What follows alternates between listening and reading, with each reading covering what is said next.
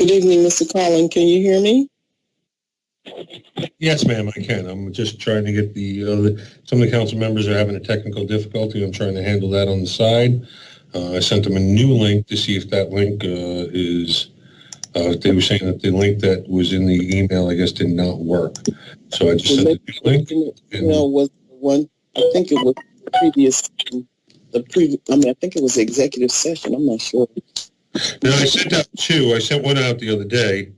I just resent the link out, so you should be able to just give them a minute, Mr. President. For the rest of the public, if you could mute your devices at this time. If you are on a telephone, please hit *6. If you are on a computer device, please use some... Why is that echoing? Mm-hmm. Yes, ma'am.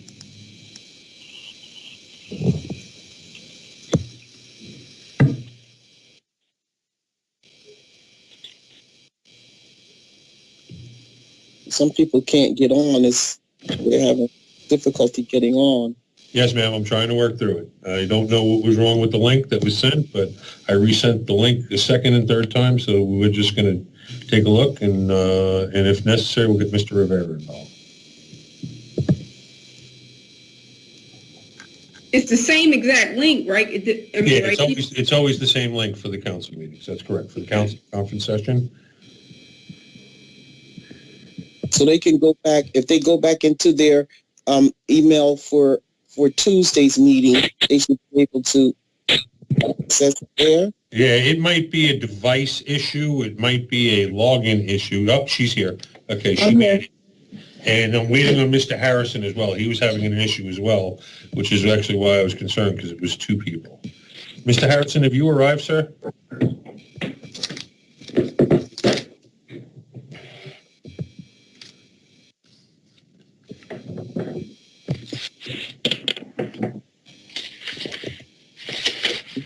If Councilman Harrison can't get on from the computer... Yeah, I'll call him now and ask him to call in, ma'am. Yes.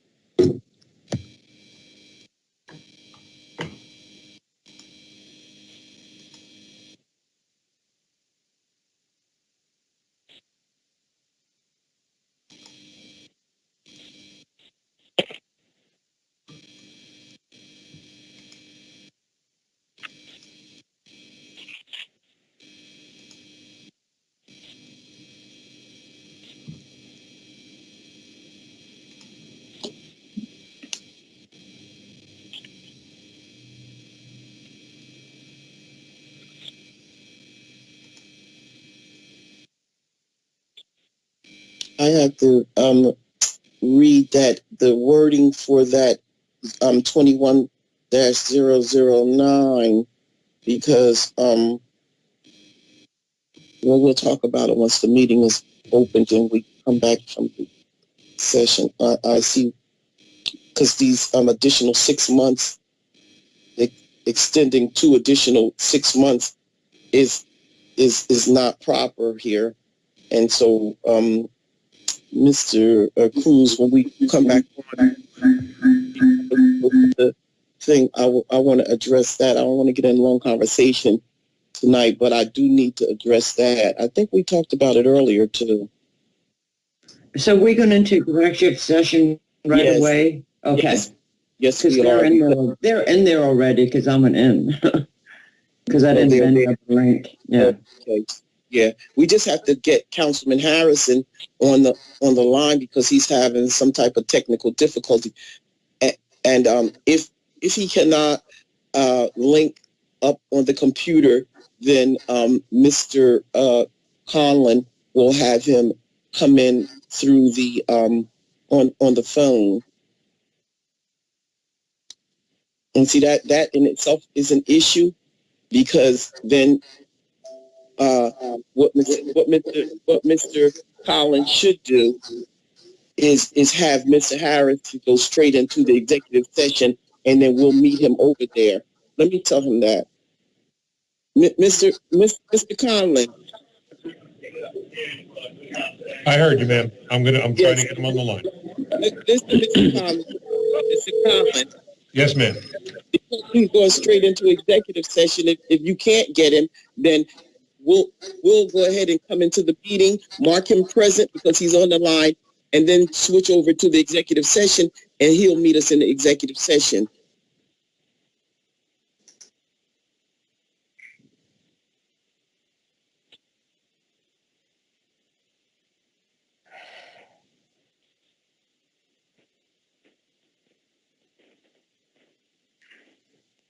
Madam Council President, may I just ask a quick question, please? Yes, you may. May I please have someone email me the link to the executive session if you can? No, I don't think that I'm not sure that you're going into executive session with us.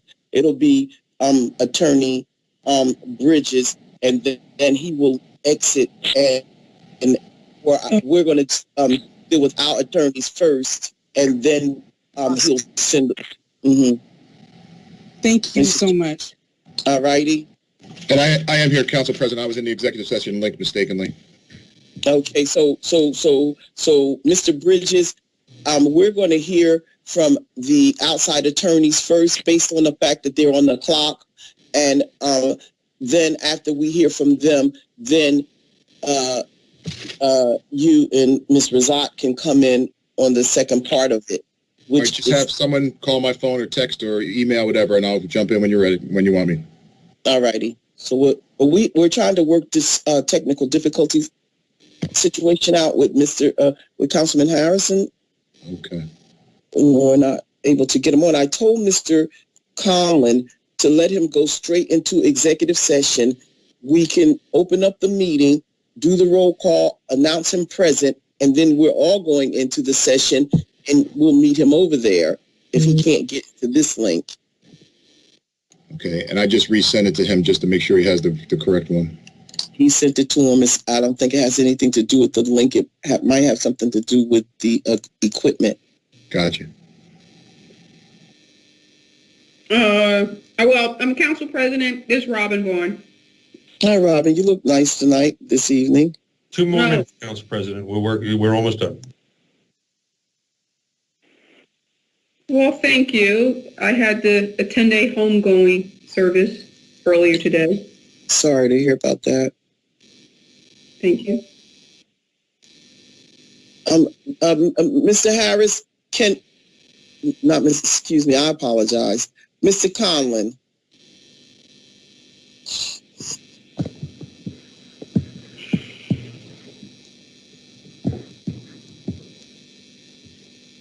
What is going on?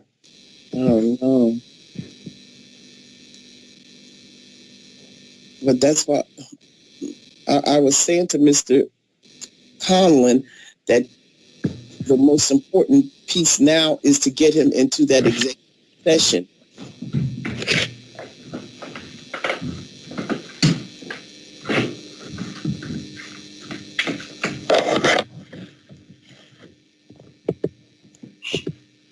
Mr. Conlon.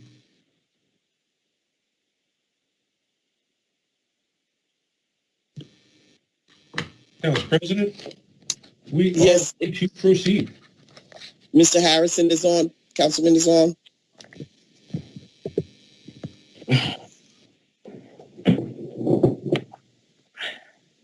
No. Yes. This meeting is being called to order. Adequate notice of this meeting. Excuse me? My apologies, ma'am. No, please continue. This meeting is being called to order. Adequate notice of this meeting has been given in accordance with the Open Public Meetings Act, pursuant to Public Law of 1975, Chapter 231. This agenda is complete to the extent known and was sent to the Trenton Times and the Trentonian newspapers, posted on the first floor bulletin board in the City Hall, filed in the City Clerk's office, and posted on the City of Trenton's website. Formal action will be taken. Roll call, Mr. Conlon. Just 1 minute. I am having a technical difficulty, madam. Just 1 more minute, please, and I will have that corrected. My apologies. But we can see and hear you. Oh, is that the fake picture of Mr. Cone? No. Yes, it is. You just figured that out? You just figured that out now? Yes. Oh my God. I gotta get me one of those. Oh my God. You really just figured that out. Come Yes, Mr. Bridges. Yes, Mr. Bridges, I did. I did not know that. Oh my God. I gotta get me one of those. Man.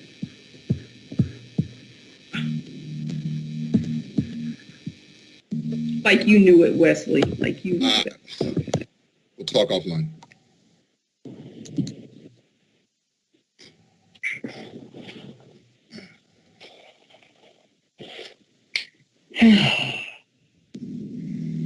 Sorry, my speakers were flickering and I could only hear every other word. I fixed it, so we're good. I am ready to proceed, Council President. I will call the roll. My apologies. Mr. Blakely. Present. Ms. Caldwell-Wilson. Present. Mr. Harrison is actually present. He is in executive session waiting on us. Mr. Michel. Present. Mr. Rodriguez. Present. Ms. Vaughn. Present. Council President McBride. Present. I'll call the directors. Mr. Cruz. Good evening, everyone. Present. Good evening, sir. Mr. Cherry. Hello, everyone. Present. Mr. Bridges. Present. And Ms. Jacqueline Adore-Razak is also here. Director Coley. Present. Director Mazur. Present. Director Delisle. Present. Acting Director Lopez.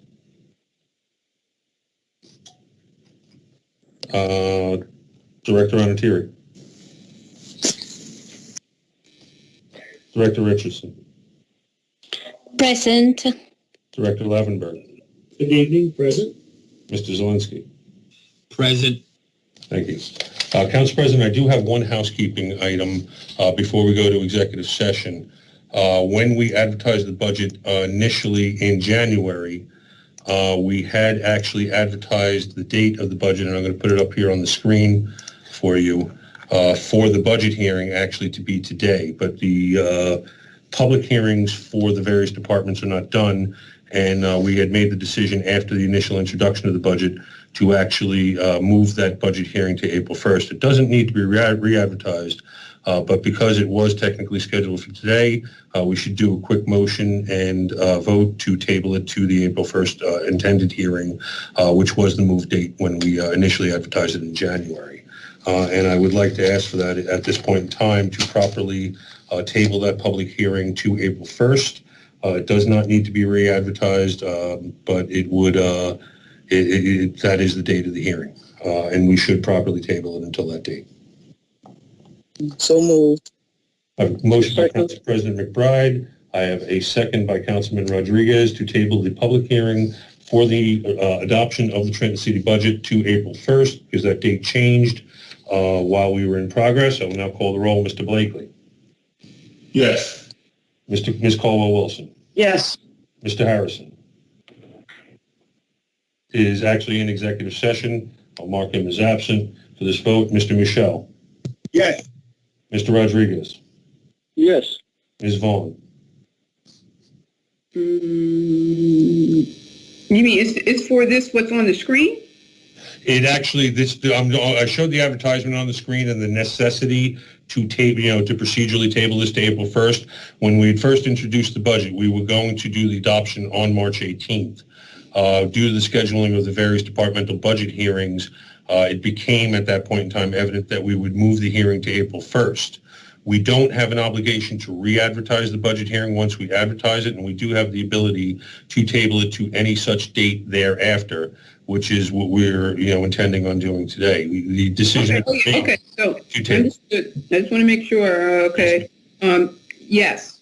Thank you, ma'am. So ordered the budget hearing for the adoption of the budget hearing for the adoption of the 2021 fiscal year Trenton City budget is hereby tabled to April 1st of 2021.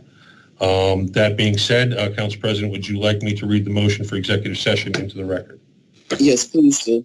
Thank you, ma'am. Could we explain to the public that we're going in based on the attorneys being on the clock? Yes, ma'am. Ladies and gentlemen, we're going to go into executive session. We have special counsel which is in executive session now. They are being paid on an hourly rate to be there. And for the fiscal security of the city, we're going to go right to executive session. We will emerge from executive session at a certain time in the future.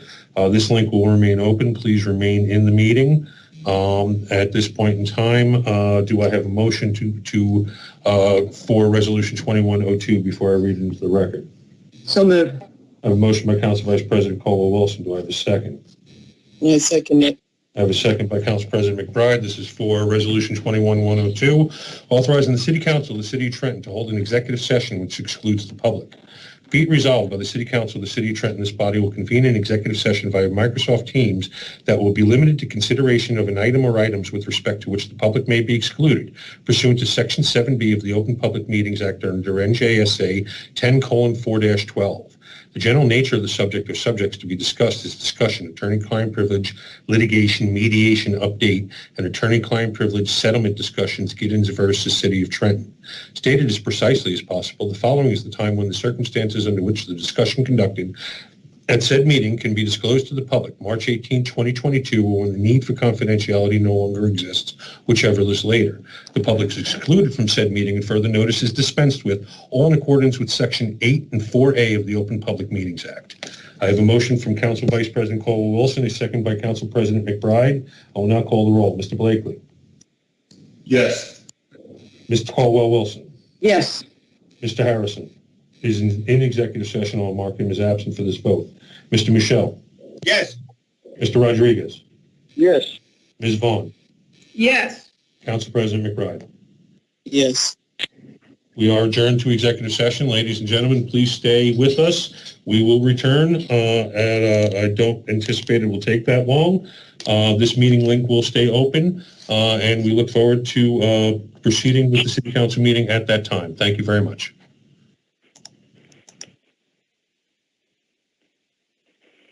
Back into executive session at a certain point. We have the second half of the executive session, but that will be later after the docket. For right now, we're going to give a minute for the council members to return, and then we will resume the meeting. We do appreciate your patience and time.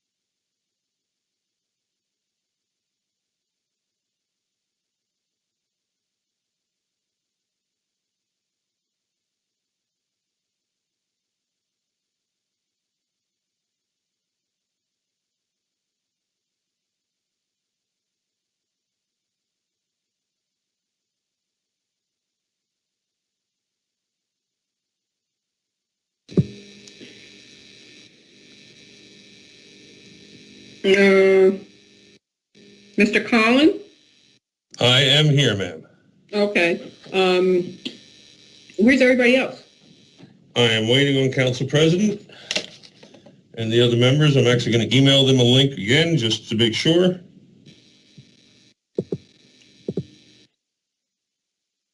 Mr. Collin, I'm here. We have to go back to another section, the executive section. Yes, ma'am. Council President wanted to do the second half of the executive session after the rest of the meeting. Okay.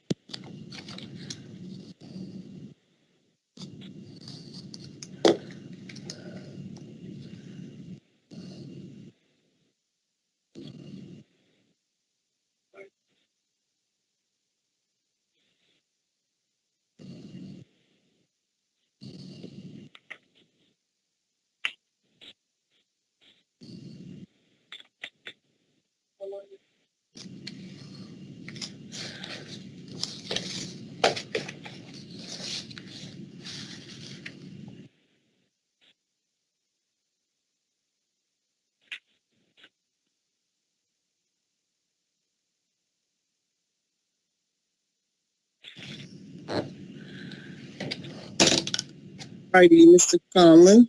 Yes, ma'am.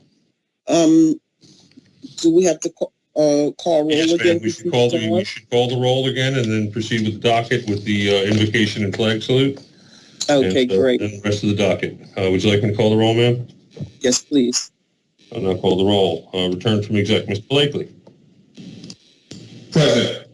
Ms. Caldwell-Wilson. Present. Mr. Harrison.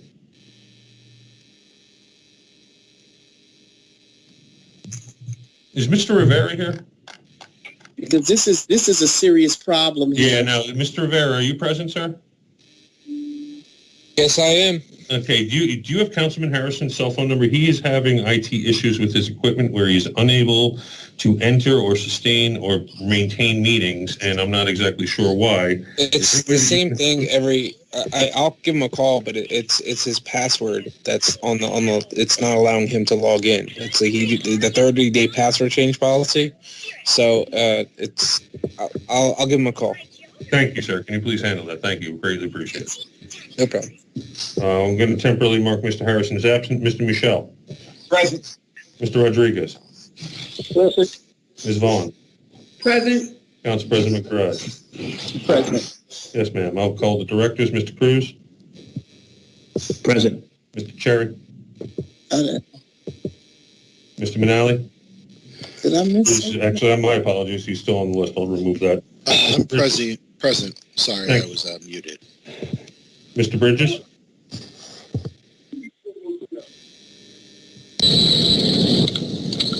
Mr. Bridges versus Abdul Razak. Sally Samuel is here for the law department. Yes, ma'am. Thank you. I believe Mr. Abdul Razak is still on as well. Director Foley.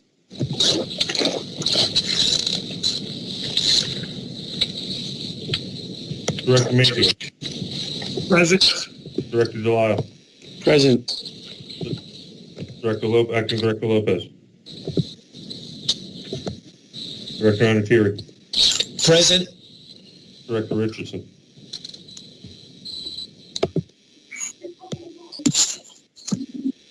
Director Lavenberg. Present. Mr. Zelinski, Acting Director of Finance. I see you here, sir. Mr. Zelinski?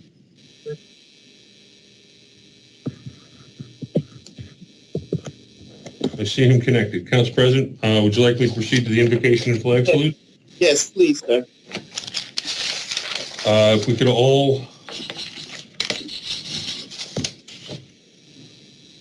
Actually, my apologies, it's right here. If we could all bow our heads.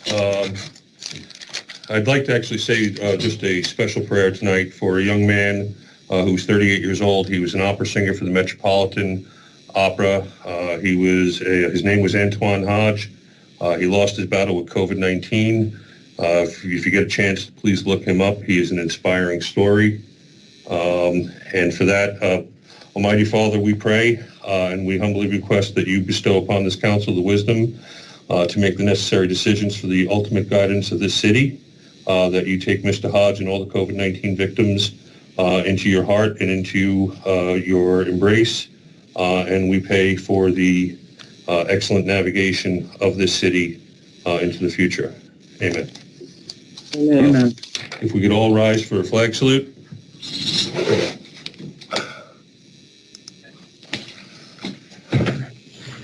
I pledge allegiance to the flag of the United States of America and to the republic for which it stands, one nation, under God, indivisible, with liberty and justice for all.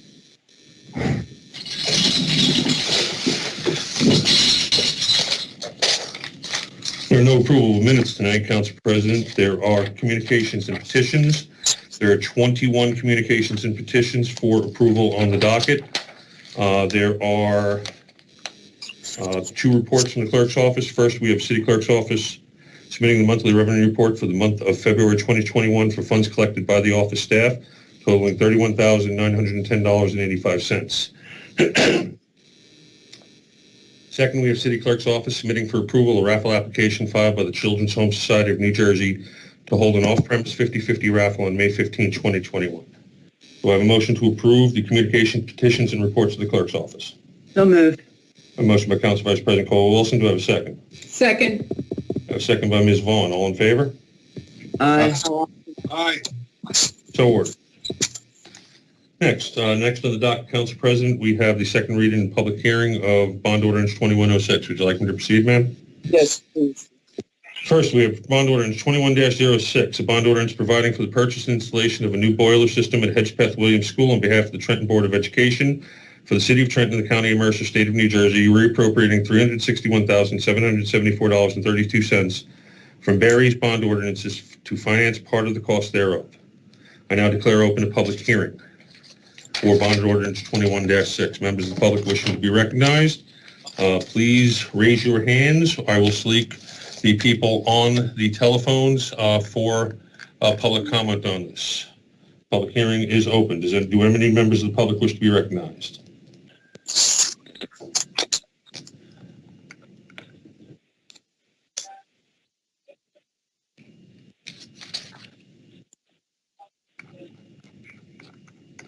There's a second call for members of the public for Bond Ordinance 21-06. When do the members of the public wish to be recognized? You may continue, Mr. Conlon. I have a motion by Council President McBride to close the public hearing. Do I have a second? Second. I have a second by Council President Colwell. I'm sorry. I don't know how to raise my hand. I apologize. Council President? Can you state your name for the record, ma'am? My name is Denise Calle. Denise Calle. Council President? Yes, go right ahead. Ms. Calle, you have been recognized. Please proceed. Hi, sorry. Good afternoon, everybody. My name is Denise Calle. I live in the South Ward. I'm with a baby. Yes, Sofa. I'm here to talk about 21103. It's the last resolution on the docket. Ma'am, this is not the time to speak to that resolution. There will be a time during public portion where you can speak to that. Okay, This is perfect. public hearing solely for the Bond Ordinance 21-06. Okay. I apologize. Thank you so much. That's fine, ma'am. There'll be an appropriate time later on. I'll announce it. All right, we may, I have a motion by Council President McBride on the floor. First off, do any other members of the public wish to be heard on 21-06 for the public hearing only? I have a motion on the floor by Council President McBride to close public portion or public hearing. I have a second by Council Vice President Colwell-Wilson. I'll call the roll. Mr. Blakely. Yes. Ms. Colwell-Wilson. Yes. Mr. Harrison. Mr. Harrison still has not joined us. Mr. Rivera is working with them. Mr. Michel. Yes. Mr. Rodriguez.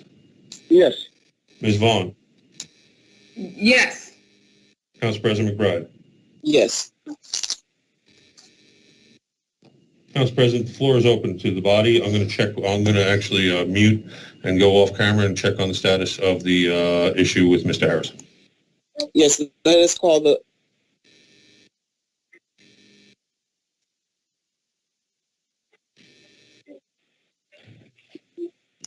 This would be the time for the members of the body to actually be heard. we understand that, but we don't have any comment. We made our comments weeks ago. We may move to the vote. Yes, ma'am. I will move to the roll. This is for the approval of Bond Ordinance 21-06. A bond ordinance providing for the purchase and installation of a new boiler system at the Hedgepeth Williams School on behalf of the Trenton Board of Education for the City of Trenton, the County of Mercer, State of New Jersey, reappropriating $361,774.32 from various bond ordinances to finance part of the cost thereof. I'll now call the roll. Mr. Blakely. Yes.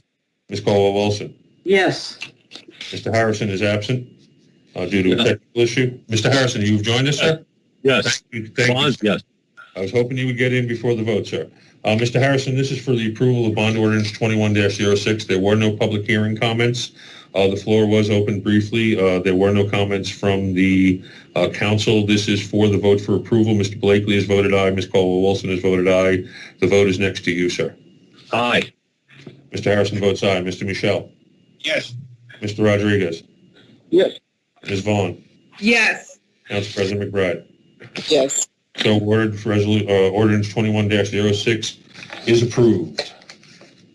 Council President, would you like me to proceed to the docket? Yes, please. Council President, did you want to entertain the walk-ons before the docket or after the docket, ma'am? You can entertain them now. We have two walk-on resolutions this evening from the council. And I will pull them out. My apologies.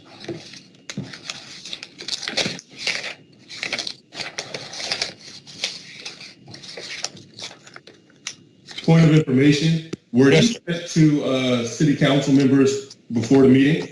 Yes, sir. They were actually both emailed to you last night. The second, one was emailed several days ago, and the second was emailed to you last night. They were submitted to Mr. Bridges for form and legality. I haven't got his signature yet, but I did discuss it with him earlier today.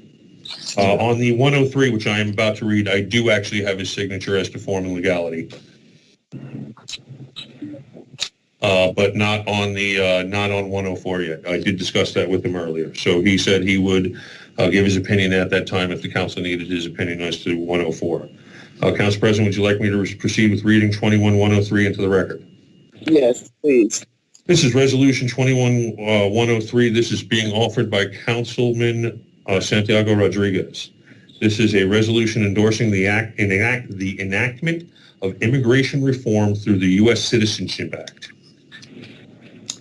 Whereas on January 20th, 2021, President Joseph Biden sent to the United States Congress the U.S. Citizenship Act to restore humanity and American values to the United States immigration system. And whereas the U.S. Citizenship Act proposes to provide pathways on an earned roadmap to citizenship for undocumented individuals to keep families together, to embrace diversity, to promote immigrant and refugee integration and citizenship, to grow the United States economy, and to protect workers from immigration-related workplace retaliation. And whereas the Act proposes to address the root causes of migration by increasing assistance and aid to El Salvador, Guatemala, and Honduras, and by providing safe and legal channels for vulnerable populations to seek protections and asylum seekers. As asylum seekers.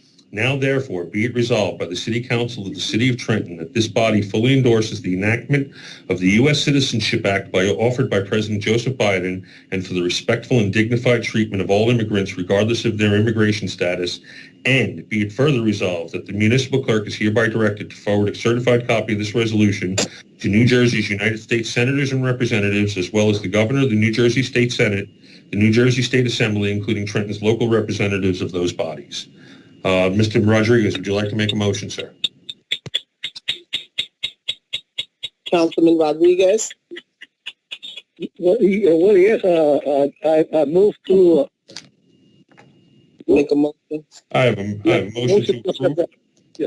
I have a motion to introduce and approve Resolution 2103 by Councilman Santiago Rodriguez. Do I have a second? Second. I have a second by Ms. Vaughn. The floor is open. President McBride. Go right ahead. I just want to say I support this 1,000%. I think that we definitely need a comprehensive immigration reform, and I'm hopeful that President Biden will encourage the Congress to pass a bill that allows a common sense immigration policy to be the law of the land in this country. So thank you so much to Councilman Rodriguez for introducing this, and I support it 100%. Thank you.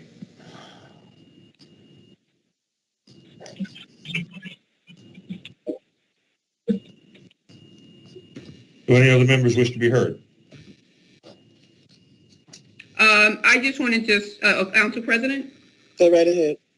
Yes, I concur with Councilman Blakely, and of course, I want to thank Councilman Rodriguez for bringing this to the council and bringing it to our city.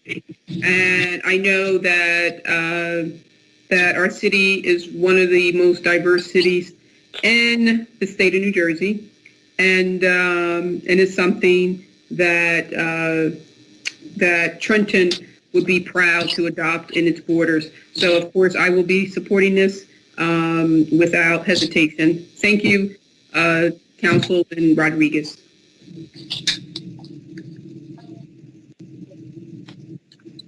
Anyone else? If there's no one else You may proceed, Mr. Collins.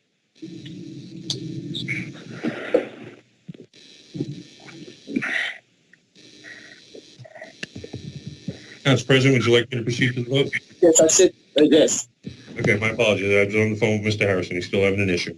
I will now proceed with the vote on Resolution 21-103, a resolution endorsing the enactment of immigration reform to the U.S. Citizenship Act. Mr. Blakely. Yes. Ms. Caldwell-Wilson. Yes. Mr. Harrison. Mr. Harrison's still trying to join us. Mr. Michel.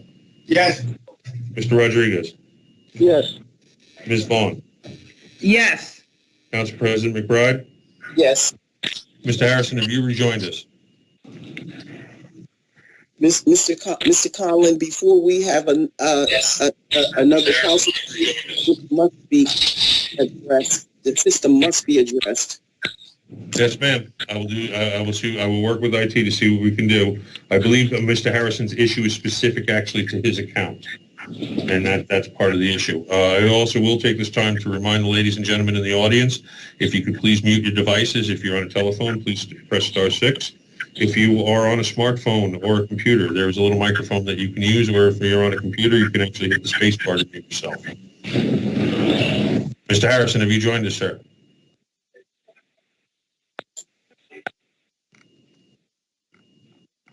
Mr. Harrison is going to try to call in. I'm going to mark him for this vote. Council President, do you want to proceed, or do you want to give a minute for Mr. Harrison to try to join?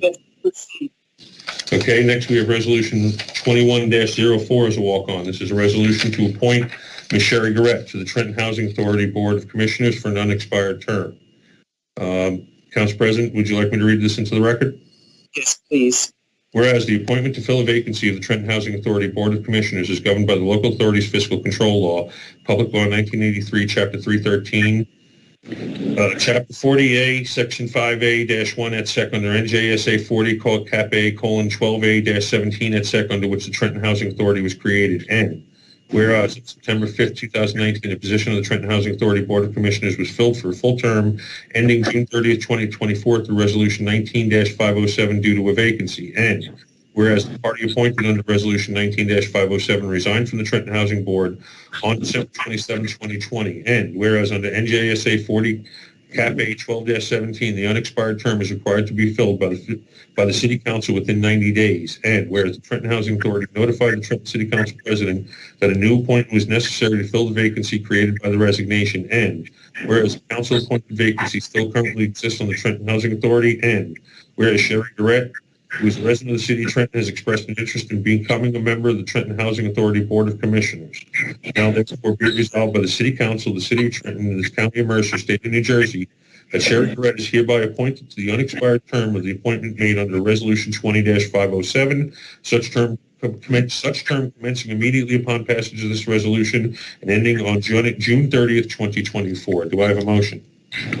So moved. I have a motion by Council Vice President Caldwell-Wilson. I have a second. I second it. I have a second by Council President McBride. The floor is open. I have a question. Go right ahead. So I wanted to know how long was this vacancy advertised for? Right. The vacancy wasn't advertised based on the urgency. We were sent a letter from the housing authority, but the housing authority did not tell us that the individual that was in question had resigned in December. We did not know that she wasn't there, and they gave us 90 days until the 90 days. We were embarking on the 90 days, and since we had a letter of interest already in a pool of other applications, I made the recommendation based on the being the liaison for that board and based on the time and how we were given the notice of the vacancy. So just to be clear, there was no advertisement to the general public for this existing vacancy because we live in a city of 80 some odd thousand people. I'm sure there are more people who are interested in serving this city and considering that. Let me ask another question. Does the board have a quorum? They have a quorum, but I think that because of the time that the person resigned, it would put us onto our 90 days. What is the 90-day? I'm not familiar with why. There are plenty of boards that have had openings for 90 days or more. There have been some boards that have had, vacancies for months. So I'm not really sure why we're in such a rush to fill a position. I think that it would be prudent for us to open this up to the general public, to allow them to share their interests, as well as council to consider a number of applicants for this position, rather than just selecting a resume without members of this council talking to Ms. Garrett and interviewing Ms. Garrett. These board appointments are very, very important, and I think we should appoint people and give everyone an opportunity to express their interest. This has nothing to do with Ms. Garrett. I'm sure she's a lovely person, but I am just concerned about the process, and I would hope that we, think about who we're appointing to these and give everyone an opportunity to apply and submit their interest, because there has not been as you mentioned, there has not been an opening or a advertisement to request citizens' resumes for this particular position. And until we do that, I think it would be a good idea for us to table this to allow a advertisement process so that we can get a number of resumes, so that we can, rather than picking someone unilaterally based on your status as the liaison to the board, I think it would be a good idea to provide everyone who is interested an opportunity to have a fair shake to serve on this board. And so I'm hopeful that we can pull this and open it up so that people who are interested in serving our city have the opportunity to convey their interests to this body, and that we can, ask Ms. Garrett questions, or anyone questions that matter, to determine who is best suited to be on this board. And so for that, because of the process, because there has not been any transparency around this opening, and I don't think there's any particular rush to appoint someone, it would make a lot of sense to open the process up and get the best candidates. I mean, Ms. Garrett may actually emerge as the best candidate, but that is, remains to be seen until the process is open and transparent as it should be. So I'm going to ask, I know we have a motion on the floor, and I know that I can't rescind that, but until we do that, I would ask my colleague to rescind the motion so that, we can open this up for transparency's sake and for us to get, the best candidate. And like I mentioned, it could be Ms. Garrett, but until that process, I think this process would be tainted if we don't have that transparency. Thank you.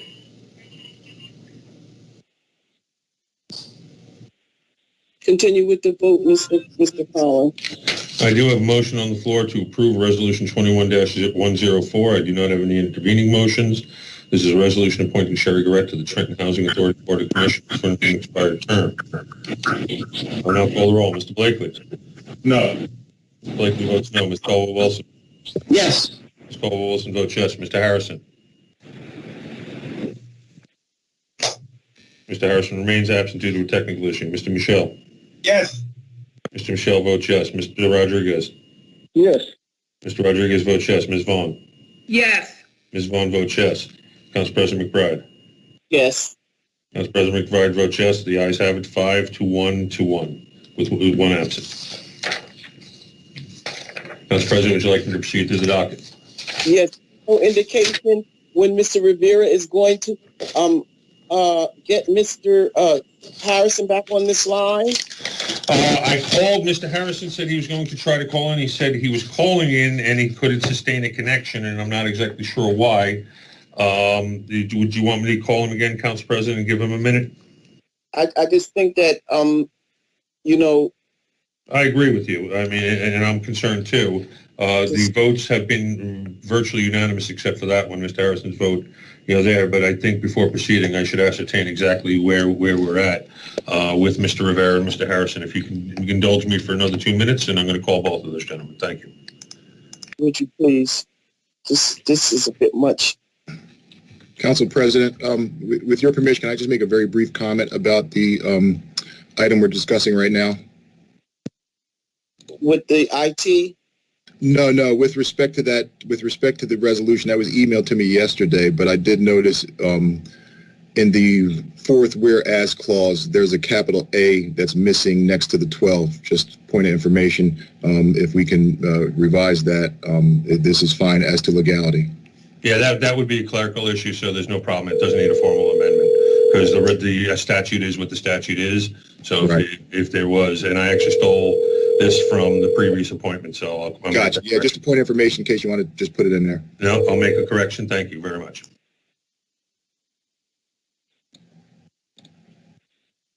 I thought you was going to help us with this IT situation. Who, me? So yeah, like get on your people about this here system that we're using. A council member has been shut out and locked out all evening. Anyways. Well, Madam President, I just spoke to Councilman Harrison. He's even having a hard time getting in through his personal cell phone. So it's not an IT issue. It sounds like it's something else. Oh, it's on his end? Yes. Yes. His equipment and his phone? Yes, and he tried dialing in. He said he could.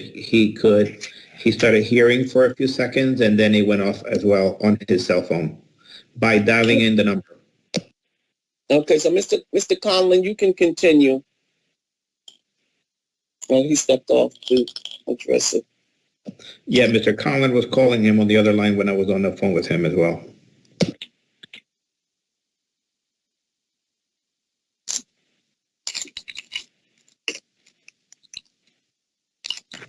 Why doesn't he just call in from another phone? Mr. Harrison is going to continue to try to call in. He indicates that he is not able to call in either. I'm not exactly sure where that is. Council President, would you like me to proceed through the docket? He said we can proceed.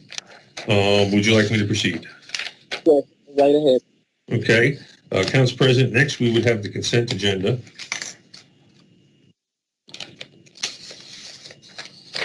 And I will read the numbers into the record for the consent agenda.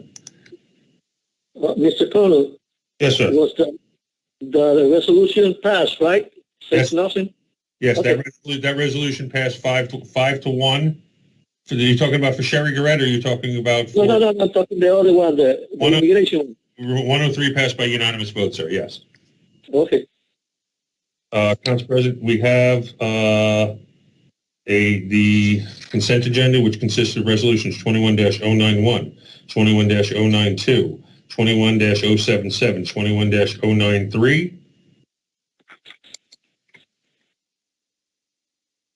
and 21-101.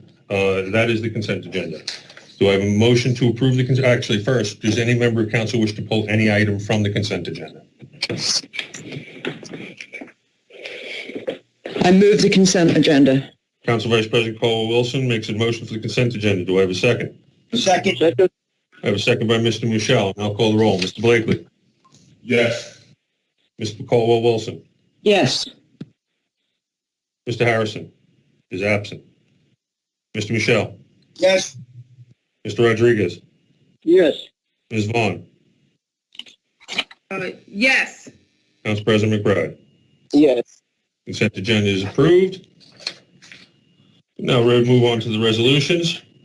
First, we have Resolution 21-094, resolution adopting a cash management plan for the deposit and investment of public funds for the city of Trenton.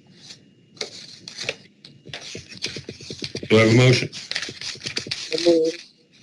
I have a motion by Council President McBride. Do I have a second? Second. I have a second by Council Vice President Caldwell-Wilson. The floor is open.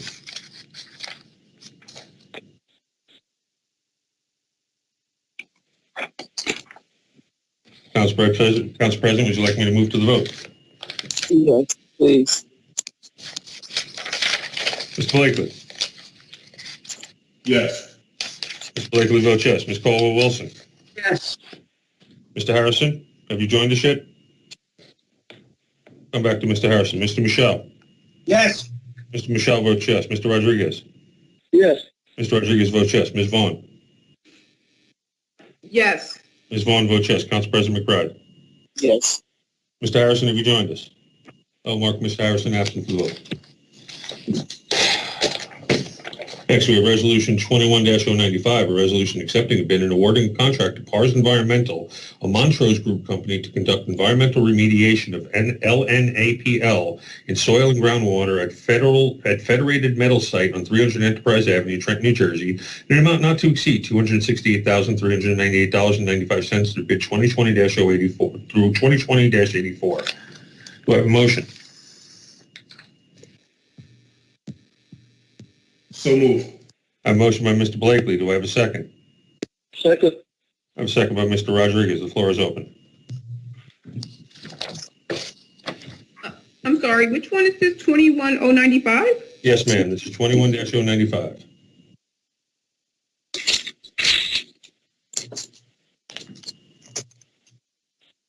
Is Mr. Delisle on the line? Yes, I'm here. Okay, so this site, the Federated Metal Site on the address is 300 Enterprise Avenue, right? Correct. Is that publicly owned property or Yes. All right, Nope. and it's redevelopment property, correct? It's It is in the redevelopment area, zone. yes. It's in a redevelopment zone. Yes. So, what is the catalyst for this cleanup? The catalyst? Yeah. It's a city-owned property. It's heavily contaminated. The city, by virtue of it being a municipality, is eligible for certain brownfield cleanup grants, and we'd like to clean it up and better position it for redevelopment. Okay. Have you gotten any interest in this site? We certainly have had interest in industrial sites, including this one, but we haven't, moved forward with any developers, pending this cleanup. I'm just saying, I understand that we have gotten interest from other sites, but what about this particular site in recent times? Yes, we have received interest in industrial property, including this one. No, but we're only talking about this one, Mr. Delisle. Only this one, right? Because this is the one that's up for vote tonight. So 300 Enterprise Avenue. So you've gotten some indication of interest. Of recent days, like recent weeks, like how long ago did you get this interest? I couldn't say recent weeks, but certainly over the past year. And certainly, these investigations and cleanups. No, but I'm just asking in relative to this particular address, 300 Enterprise Avenue. No, I understand. Okay. But the planning process in terms of doing the environmental investigations, applying for grants, preparing the bid specifications for the cleanup, those things didn't happen over weeks. We've been working on these things for some period of time. Okay, so for this particular address, so 300 Enterprise Avenue, we're going to, get it cleaned up. And of course, absolutely correct. Before you sell it, to get the optimal price for it and get the right project over there, you want to present it in the best in the best possible way. And I get that, but can you share with us, what type of businesses or type of projects that have come to you regarding this property, 300 Enterprise Avenue? In recent or over the past year? Was it like 1, 2, 10? How many? Councilwoman, I'd have to check because the staff. This is a $268,000, right? So this is over, well over $250,000. So I just want to make sure that, that this is not all for nothing. And but yes, we want a clean environment, but this site has been sitting there for quite some time. I just want to understand why the city is focused on this site. I'm sure it's because somebody must be interested in it, no? And because, of course, we're the council, right? And we're in full partnership with you, right, Mr. Delisle, concerning prime real estate property in the city of Trenton, particularly the redevelopment property, right? So if any movement on these type of properties, the council should know the details. So I'm just asking a question that the residents and taxpayers of the city that are the owners of the redevelopment property, this property, I just want to know what type of interest have you gotten on this property for $260, and we're going to allocate $268,000 immediately to clean up this property. I mean, it would be great to know whether or not we got some interest in it from whomever. So, Councilwoman, I can tell you that we're not cleaning this property up with a particular developer or project in mind. I don't want you to think that there's some sleight of hand and we're doing it already having the project already kind of planned out. I think you pointed out aptly so that we do want a cleaner environment and we should be cleaning up contaminated city-owned properties where we can. The grants are specific to the property. This property, I believe, is around an acre in size. So certainly with the cost of the contamination, the property is upside down, right? There's more liability on the property than what it's worth.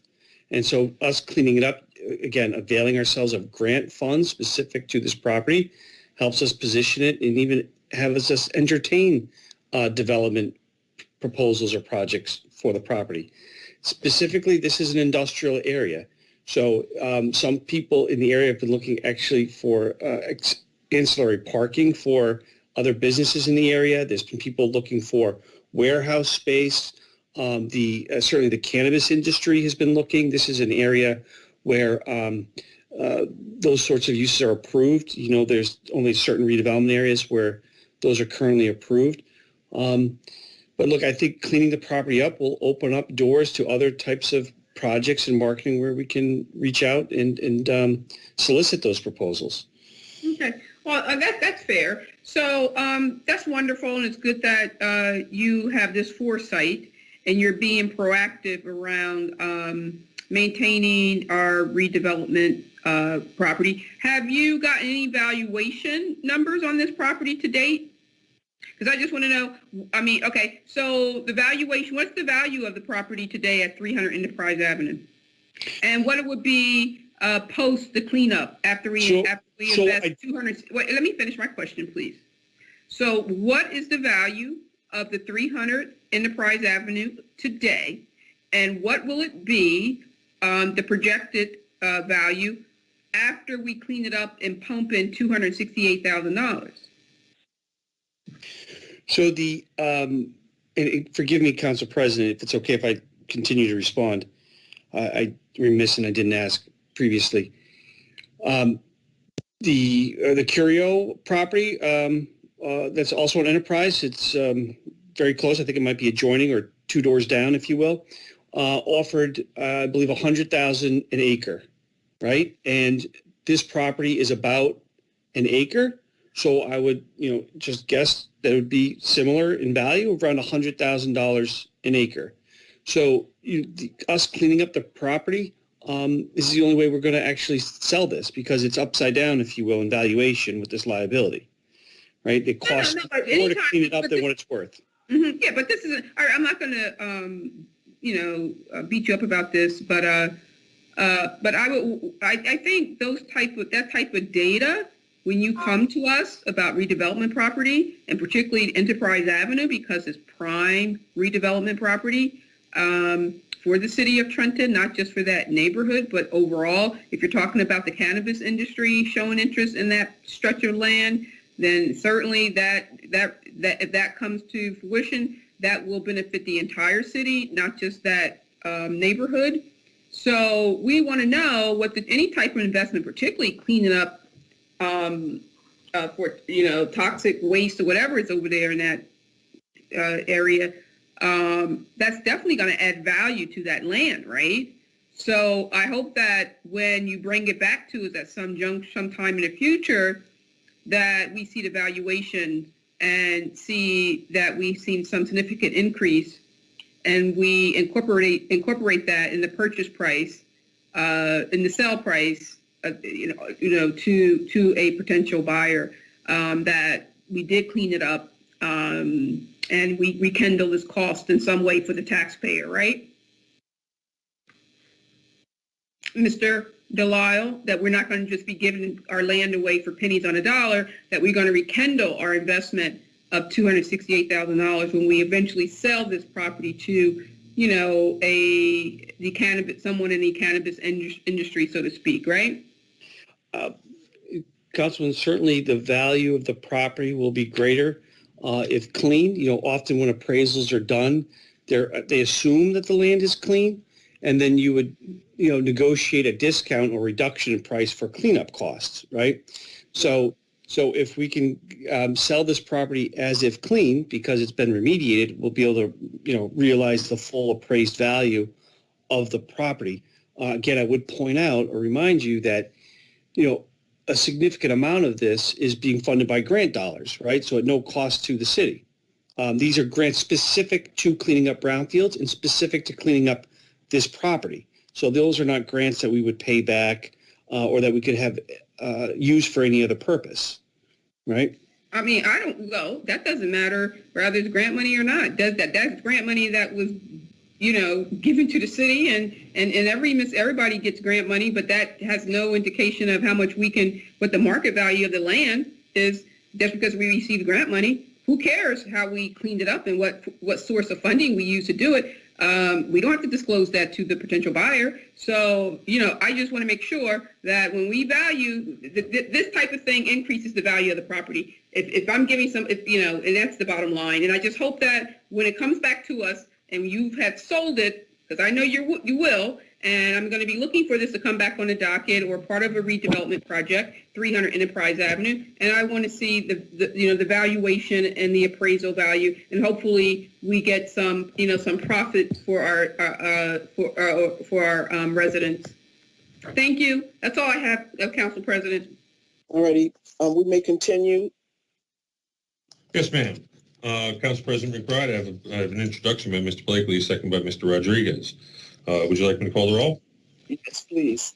Mr. Blakely. Yes. Ms. Caldwell-Wilson. Yes. Mr. Harrison, I know that you said you were in the meeting. We were on the phone together. You did give me your vote on the phone. We wanted to test whether we could hear you. Can we hear you, sir?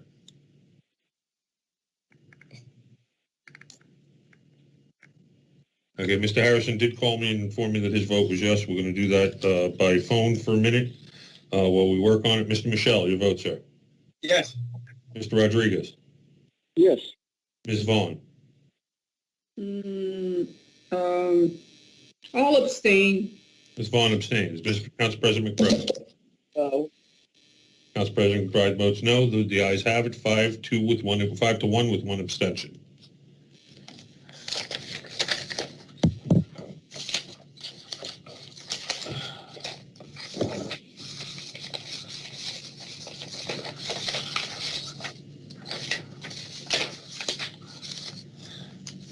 Okay, my apologies. I lost my notes for a second. We could be on 10. I know where we are, ma'am. I just need to get my docket with my note because I actually have my notes on here for other items.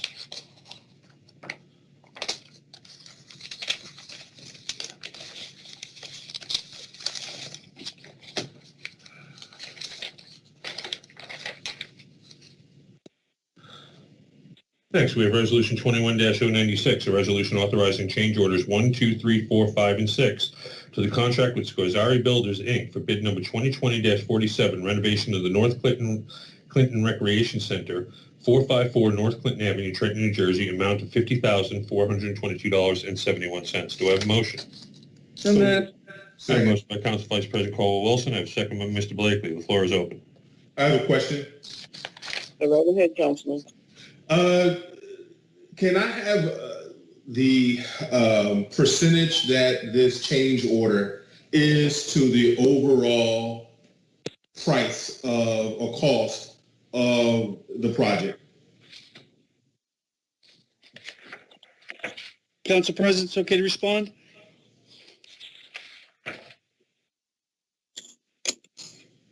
Yes, Mr. Devon. Thank You have the percentage number? Thank you. It's 6.7%. So generally, is that out of the ordinary for change orders? What is the law say around change orders? Like, what would be something that would be considered normal in terms of change orders as a percentage of the overall project? Councilman, it's hard to say what would be quote unquote normal.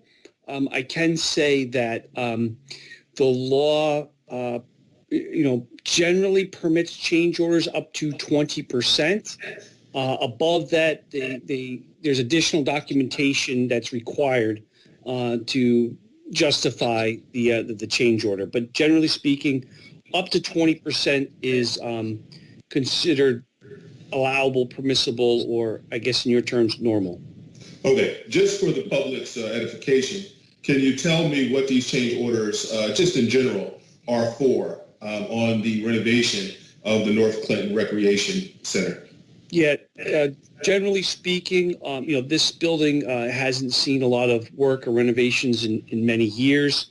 During the selective demolition work, we found rotten wood, structurally unsound members that needed to be replaced, insulation that had become dislodged and loose and needed to be secured. And these were all things that were, again, not apparent at the time of the bidding, but were encountered or discovered during the course of the work in the selective demolition activities. What would happen if council rejected this resolution authorizing the change orders? We couldn't proceed with the work. So, quite frankly, Councilman, I wouldn't know what to do. I mean, I wouldn't, in good conscience, want to just seal up a wall that knowingly had defective structural members or rotten wood or bad wiring or whatever else there was there. Again, this is not a change in the scope of the work to say, we decided we wanted to upgrade the finishes, or, hey, you know what, we didn't think about renovating this room over here. Let's just throw that on, or let's add a basketball court to the project. This is just, work that was found to be needed because of its deficiency, and it just kind of gets us to square one. Okay, so my final question is why? So two questions actually. Why is this important? I mean, I know why it's important, but I'd like to hear from you to the public why the North Clinton Recreation Center is important. I mean, it's been empty for some time, right? Look, it's been something that certainly I think Council President McBride has spoken to many times, and certainly give her credit for her leadership in working with HUD to make sure we use these funds to fix up our own buildings and our own centers. And certainly, I think the importance of recreation centers for our youth can't be understated, or overstated. Look, these are our facilities that have been needed work for many years, and we're getting to it. So, just to be clear, we're using CBDG funds for this, right? Correct. Okay, and well, thank you. I appreciate that. I'm really happy to see that our young people, with the passage of this resolution, will have a state-of-the-art, very renovated North Clinton Recreation Center. Our kids in our community is crying out for alternative recreational opportunities, and this looks like a really great opportunity to increase positive recreational opportunities for our young people. For that reason, I'm going to vote for it. Thank you. Council President? Yes, go right ahead, Councilwoman Fall. Yes, I just want to say that I agree with the most part of what Councilman Blakey stated. However, the reason for the roll call of this item is because of the timing of the change order, right? And I don't know what Councilman Blakely meant by, oh, can somebody please mute themselves because I'm getting static from their phone. Thank you. So Councilman Blakely stated that, he confirmed that it was, I was going to ask the same question, the source of the funding, and he stated, and you agreed that it's CDBG grant monies. But, I just want to remind folks that just because something is grant money doesn't mean we are less, we want more accountability around it, right? So we should vet it more so. And sometimes when contractors, we really have to manage contractors, right? Because they know how to, for lack of a better term, they know how to game the system. And we all know this, and I know Mr. Delisle knows that because he's been in economic development for a long time. So I know he's worked on many of the projects and helped and manage construction projects, right? So, and I know many folks have done renovations on their homes, and we all know that contractors know how to, game the system. And once they find out that there is the CDBG grant money, they think it's an endless hole when it comes to federal and public funds. So it's not. So you have to come in. I think Council President McBride, really, nailed it on Tuesday that,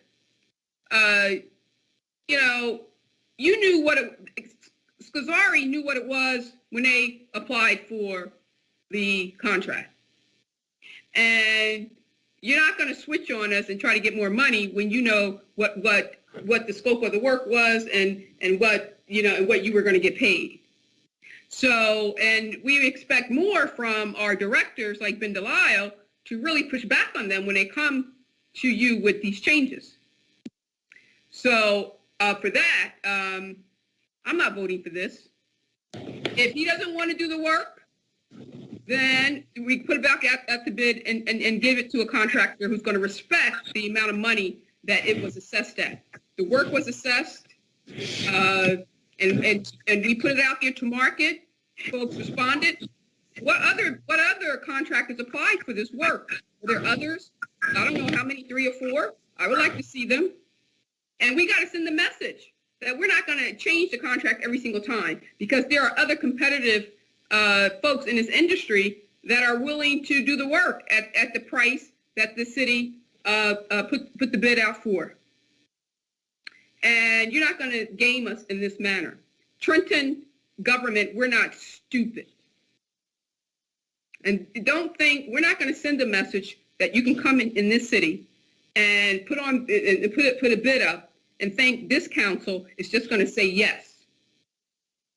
And you're going to get an extra 50 grand and fleece the local government or the state government or the federal government. We vet, we care about public funding, and we want to make sure that this is what our job is, to make sure public funds aren't misused and abused.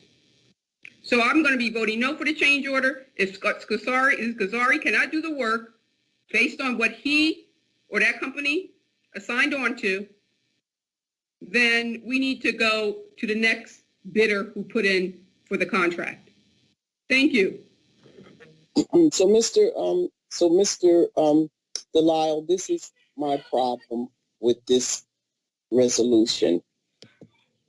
So the Quinn Avenue Center, which I'm very familiar with, had been closed down because it needed to be renovated. And so the scope of the work was put into the RFP.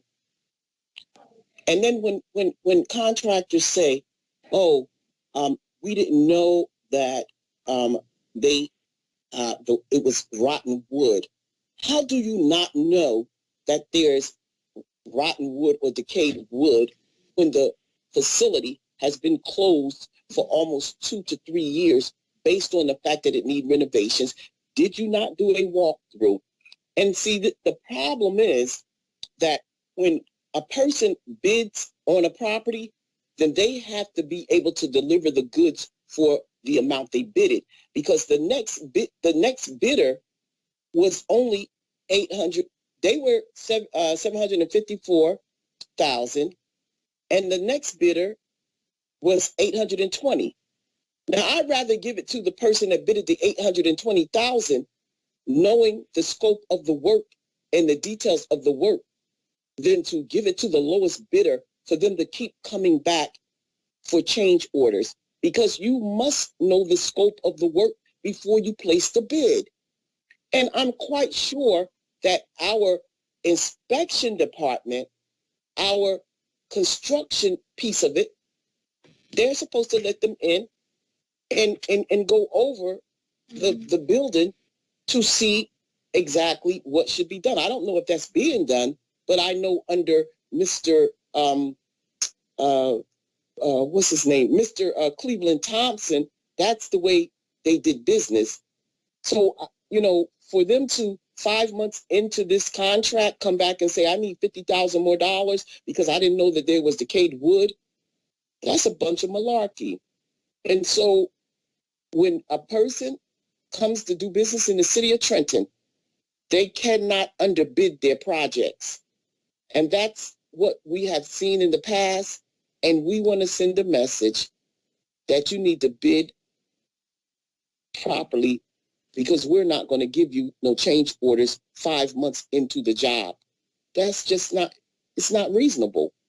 So I'm going to be voting no for the change order, because I don't believe that we should 5 months into this process give anybody another $50,000. And if we were going to start up we should have second reasonable bidder rather than the lowest, because they were underbidding.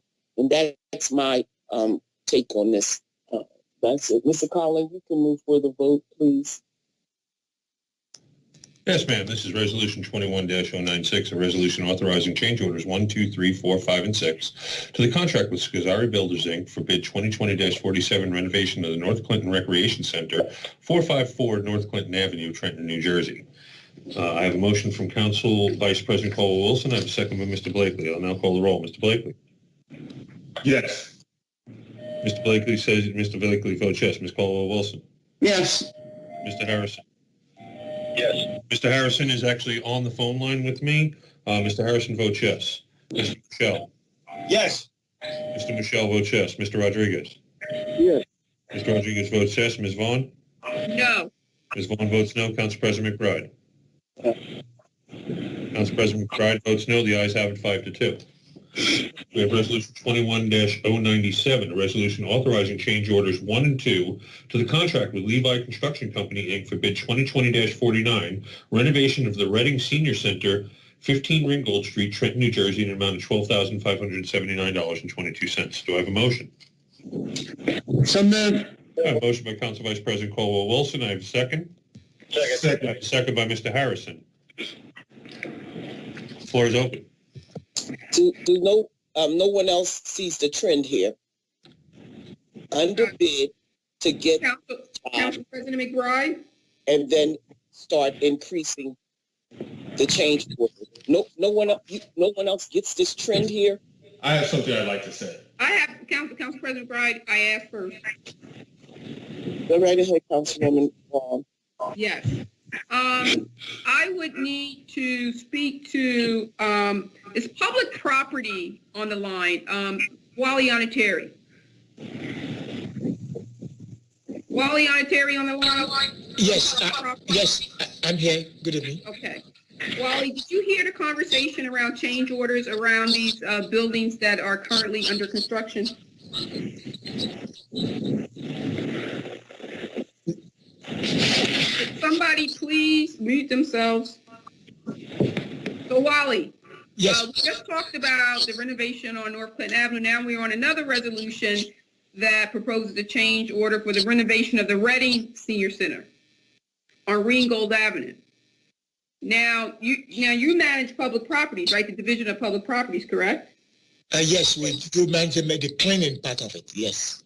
Yeah. So, have your inspectors looked at these buildings, and have they assessed them as Council President McBride kind of alluded to in her last comments? No, we don't inspect. The only thing we do with the buildings is to clean it, and then that's the minor thing we do to repair in-house. Anything else go to Ben for this kind of job. Okay, so Ben, so when you say Ben, you mean the housing inspection department. Because Ben, he has, housing and economic development. He also has housing inspections under his organization, correct? So your engineers and inspectors like what's his name, Mr. What's his name? Yes. He doesn't get involved in inspecting properties like that need renovating and under construction. No, he doesn't. He doesn't assess. He only does the okay. That's all. Because then what does public property do? You just clean. We do cleaning and then maintain minor things, with our maintenance repair guys. So you don't do any of the renovations or fixing or remediation of public properties? That's what I'm saying, that we do the minor things, like if we get called, like an abandoned properties that the window need to be boarded up, or we need to do some houses like have like all the properties in the city, not the housing aspect of it. We do minor things there, but nothing major to repair. Okay, so when you go, but in order to, all right, so when you go into a vacant house and it's, or a public property that needs, I don't know, a senior citizen that needs a broken window or whatever, you don't coordinate with housing inspections at all? You guys don't do any collaboration at all? Yes, we do. We do with the police when we get the calls about any of the properties that is the window is open or illegal occupancy in the buildings. We get calls from the police, then the inspectors go there and check it to make sure that it send us to go there and board it up. So we do boarding of the windows or open doors. Okay, so you don't go in and put any type of work orders together and assess how much it's going to cost to be able to fix, do any type of major capital improvements on the buildings? No, we don't. Okay, thank you. Thank you. All right, that's all I have, Council President. Yes, Councilman Blakely. No comment. Okay, Councilwoman Caldwell-Wilson. Yeah, Council President, I do understand what you're saying, but I do want to ask Mr. Dalal a question regarding this. Now, if you selected a higher bidder, is there any guarantee that they would not come back for a change order? And why these repairs are not in the scope of work? Because to extend drywall above a demolished ceiling, Sister Joyce, I would think that would be visible. And regarding the drop ceilings in the kitchenette and remove burned ceiling above a framing to extend a wall, you would think they would be able to see that and put that in the scope of work. Council Vice President, the picking the second bidder, if you will, or a higher priced bidder, two things. One, it would not be permissible under the law because we picked the lowest responsible bidder under public procurement. And secondly, they bid on the same scope of work. All the bidders did, based on what was prepared by the architect or the engineer, and they all responded in kind. This is for work that is outside of that original scope of work. Now, had they, upon the initial bidding, noted an exemption or that there was a mistake in the document, that'd be different. But this is work that, as the Council President pointed out, is coming up several months afterwards. It was not an error and omission in the original scope of work. Look, this is stuff that was through walls, right? You don't see rotten wood behind the sheetrock. right? If it was above the ceiling, again, if there was something that the architect didn't put on the drawings or notes, or it wasn't part of the original scope, we're not going around and doing selective demolition to see what's out there before we bid on it. It's what people can see. So what you're saying is that this change order was beyond. It was that there was a drop ceiling that was covering all of that damage. Correct. Okay. Correct. And the same with the subfloor? Yes, the floor or sagging beams or joist. Again, this was work that was discovered during demolition activities. Part of the original or the base scope is to do some selective demolition to clear it out, to make ready for the renovations. And they discovered these problems after that activity. And there would be no difference between this low bidder or any other higher bidder. They would encounter the same issues. So because in the past, we've had issues with low bidders getting contracts and then them coming back for extensions because they have low bid, and they knew that they would need additional funds to finish the job. Yeah. And that's my concern. But this is not one of them. This is additional work. Okay. Thank you. And if I could add, I mean, I certainly understand the concern. I share it. I can tell you that when I first reviewed some of the change orders, I pushed back on the prices in the scope with them to, and certainly Councilwoman Vaughn, you want me to do my job and make sure I'm being diligent and watching this stuff. That certainly has happened. And we have an architect who's performing some construction management or administration for us and is reviewing this as well. And finally, I'd add, if any of the council people would like to come and view the progress of the work, happy to invite you to do a tour or to see the progress of the work going on. So by all means, come see what's going on. You can see for yourself. Okay. Okay? All right, thank you. Council President? Go right ahead. Could I just have one quick question? So, Mr. Delisle, you are correct. I'm a council person. Of course, by law, I can't get involved and we cannot come to those sites with you, with the employees of the city. I've been to court with Gus Orr on that, so it's very clear what the role of the council is in the administration. So I'm not trying to do your job or interfere and be intrusive. But I just expect that when you come to council, you should be willing to just give us the information freely without us having to pry it out of you. But the one question that I have quickly is about the engineer. You mentioned engineer and inspectors or so we have Hogarth Stevens, right? I think that's the gentleman's name. He is one of the longtime engineers in the city of Trenton. And my understanding is Hogarth writes up all types of proposals and recommendations and really understands the things that you just described while speaking with Councilwoman Caldwell Wilson around structural issues, walls, right? So I can't go and see a wall and say, oh, that wall's deteriorated, so forth and so forth. But I know, contractors and engineers and architects and things, that's their profession. They do that all the time. So, and I've seen the work and the recommendations and findings of Hogarth Stevens when he does when he goes in and review buildings throughout the city, even some of our city-owned buildings, right? Like I believe Hogarth did an assessment of the just recently worked with George Michel about the wall down at the solid waste department, right? So I don't understand. So what is it that Hogarth Stevens does? He's an engineer for the city. He reviews structural issues and assess the scope of work or how it must be remediated. So I don't understand when Mr. Alenteri gets on the line here and the council asks him a question and all of a sudden, the public property division of the city of Trenton doesn't do anything. When Hogarth Stevens, and I know for a fact,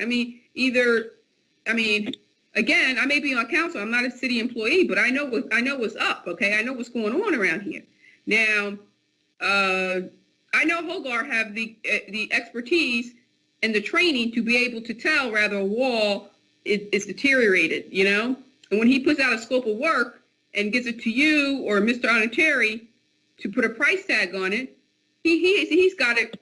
His estimate is pretty close, I would think. And I don't need some outside contract to tell me that Hogarth or any other engineer, rather he works for Mr. Oniteri or works for you in economic development, that we're wrong.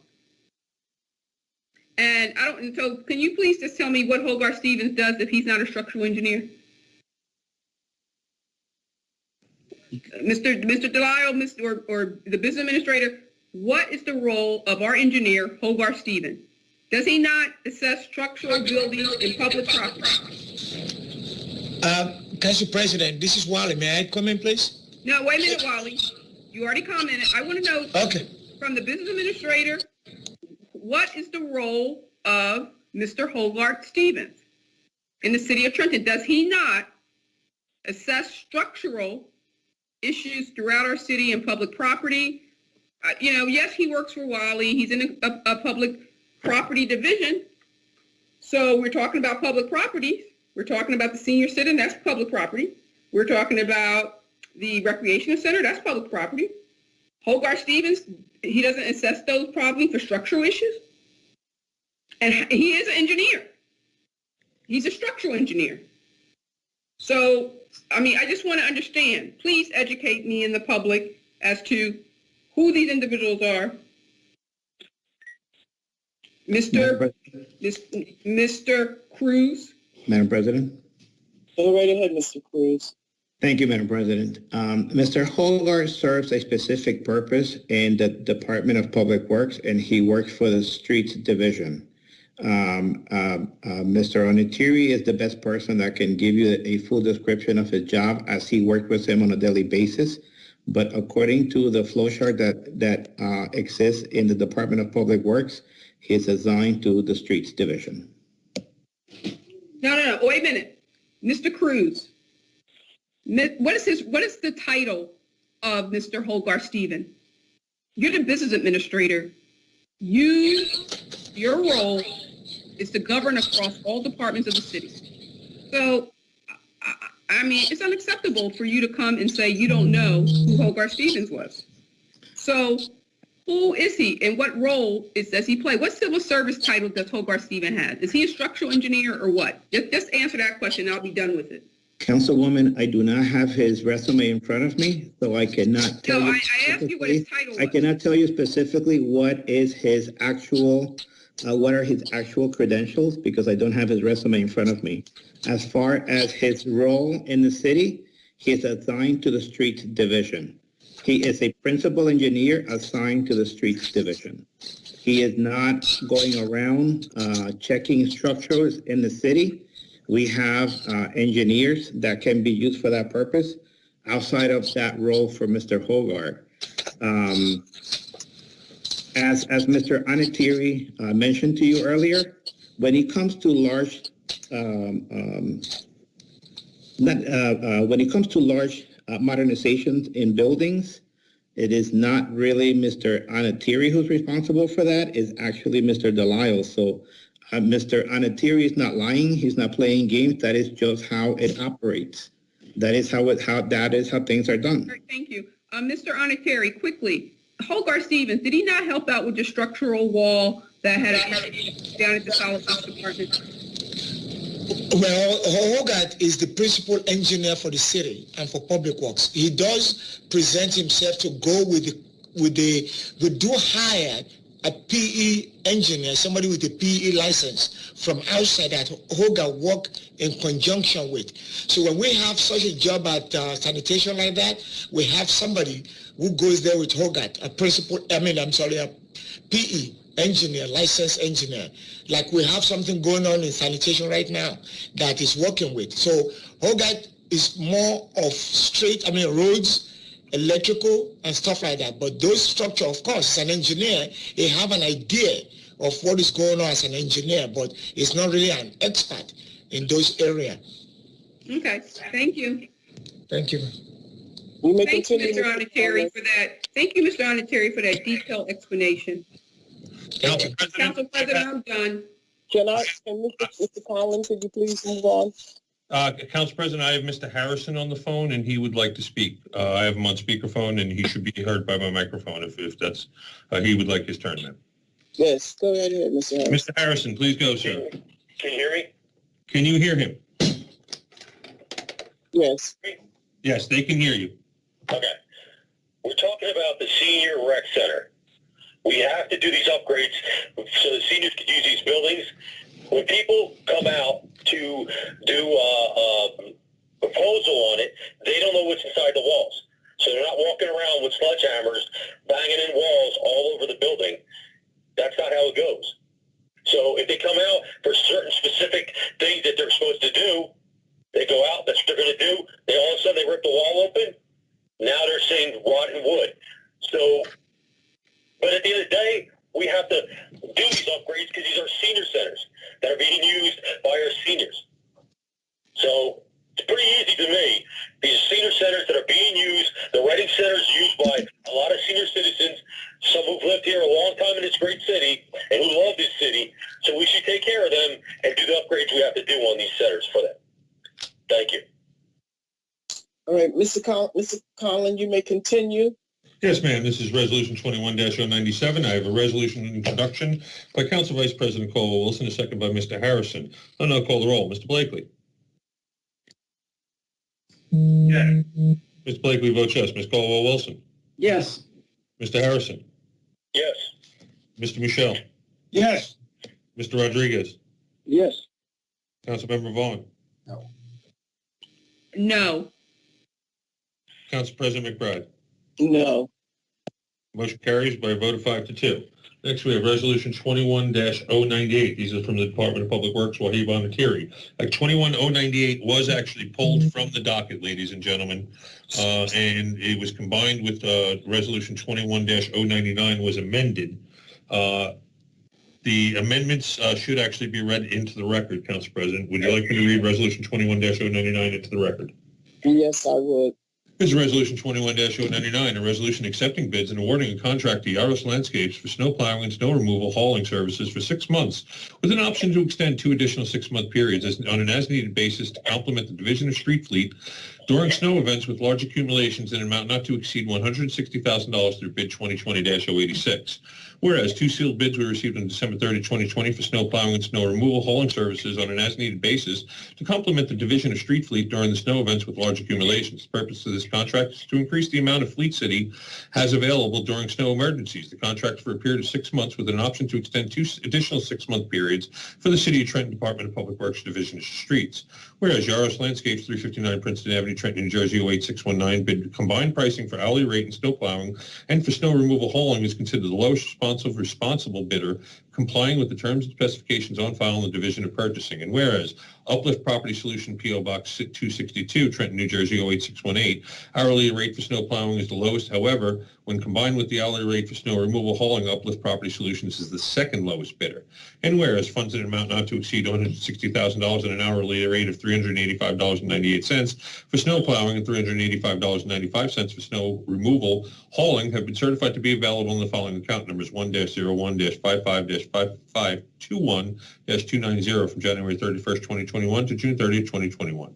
Now, therefore, it is resolved by the City Council of the City of Trenton that the mayor is hereby authorized to execute a contract to Yaros Landscapes, 359 Princeton Avenue, Trenton, New Jersey, 08619, in an amount not to exceed $160,000 for snow plowing services on an as-need basis for 6 months, with an option to extend 2 additional 6-month periods, winter season only, for the City of Trenton Department of Public Works Division of Streets for the said purposes in the manner prescribed by law.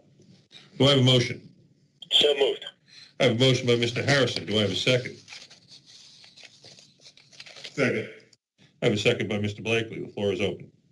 Okay, so Mr. Conlon, this is for you and for Mr. Bridges. This resolution here should not be saying extend for 2 additional 6 months.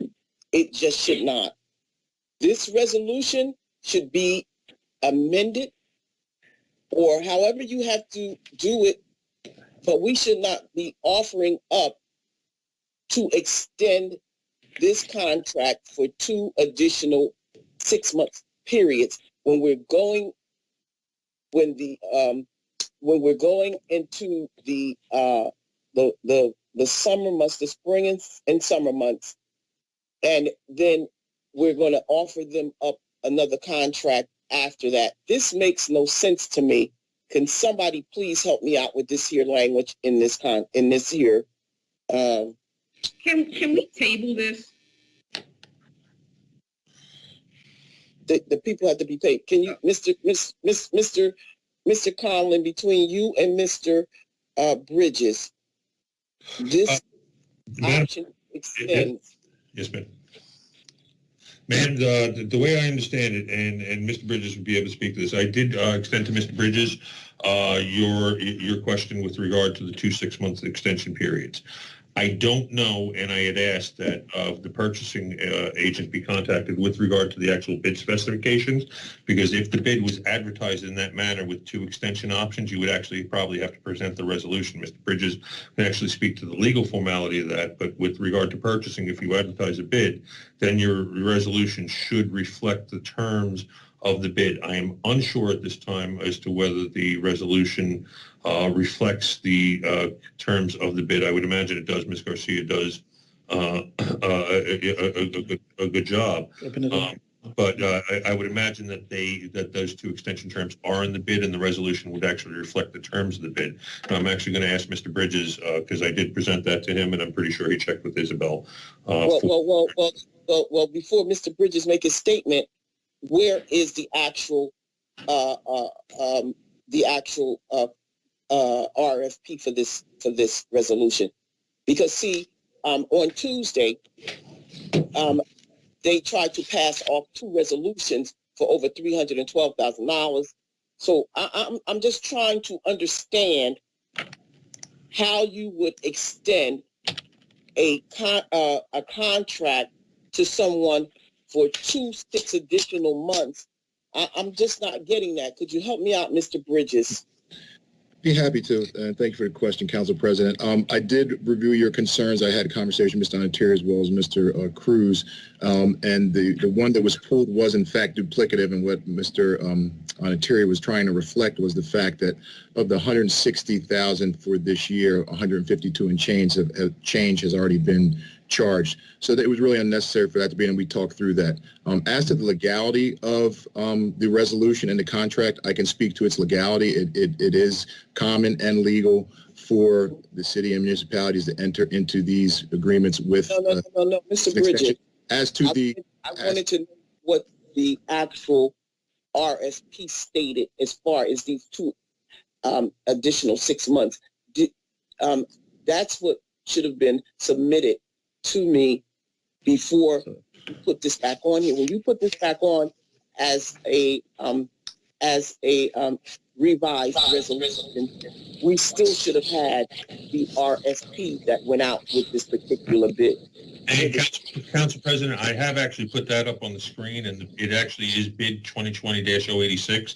This is on the City of Trenton's website under the purchasing section, and the actual bid proposal was actually to include those 2 6-month periods, and that is actually what the bid was. So I believe the resolution must reflect the terms of those bid documents as they were put out. But Mr. Bridges could speak to that, because that was advertised for the bid. That's what was entered in and bid for, and this would be awarding the bid under the terms of the original bid document. On the screen, the bid actually says bid proposal form. The undersigned bidder declares that he or she read the notice to bidders, instructions to bidders, affidavit specifications attached, that he, she has determined that the contingent conditions affecting the bid agrees, if the proposal accepted, to furnish and deliver the following: hourly rate for snow plowing service on an as-needed basis for a period of 6 months, with an option to extend for 2 6-month periods, winter seasons only, and then it goes through the hourly rate. So that actually was included and incorporated into the original bid document, and I don't believe the resolution can actually deviate from that. But that's all right. Thank you. So there lies my problem. You have a resolution here that is extending a bid with 2 6-month periods when you're going through a summer season, a spring and summer season. So you're giving someone a contract to keep them on the books for 6 months. And I've never known it to snow in May and June and July and August. This makes no sense to me. Yeah. So, Madam President, if I may.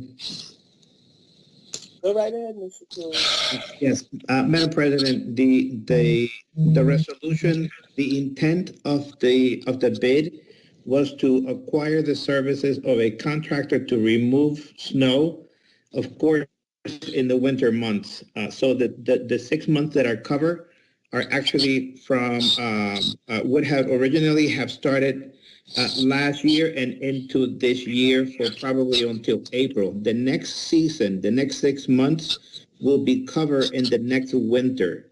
So it goes on a pause from May, June, July, August, September, October, November, and then whenever it snows in 2021 or 2022, Yes. that is when the second period of the snow season begins.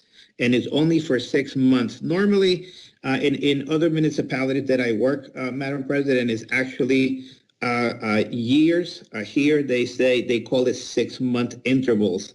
In Newark, in Perth Amboy, we have done contract for 3 years, like here, 1 year contract with an option for a second and a third year. So, we do it a little different here, but it's still the same thing. It accomplishes having services for the winter months. So it would only be for winter months. Now we are coming up with the first season. Hopefully we will not have any more snow in September. Hopefully we will not have any in April. And then we're done with the first 6 month period. And then comes December. Hopefully it can wait till the following year. It will be the second 6 month period. So that's what the resolution states, and that is what the actual document that Mr. Conlon put on the screen also states. It's only winter months, Madam President. Council President? Go right ahead, Councilwoman. Okay, I agree with Council President 100%. This resolution and the RFP, the one that Mr. Collins put up on the screen and the way it's worded here, I believe gives an unfair advantage to Yarrow's Landscape, meaning that they get the contract at least 2 additional seasons without allowing other contractors to bid for this job. So every winter from this winter to the 2 consecutive winters, they will be the contractor who will get the job, and it excludes all the other potential contractors who will be interested in this job. And this is what this contract does.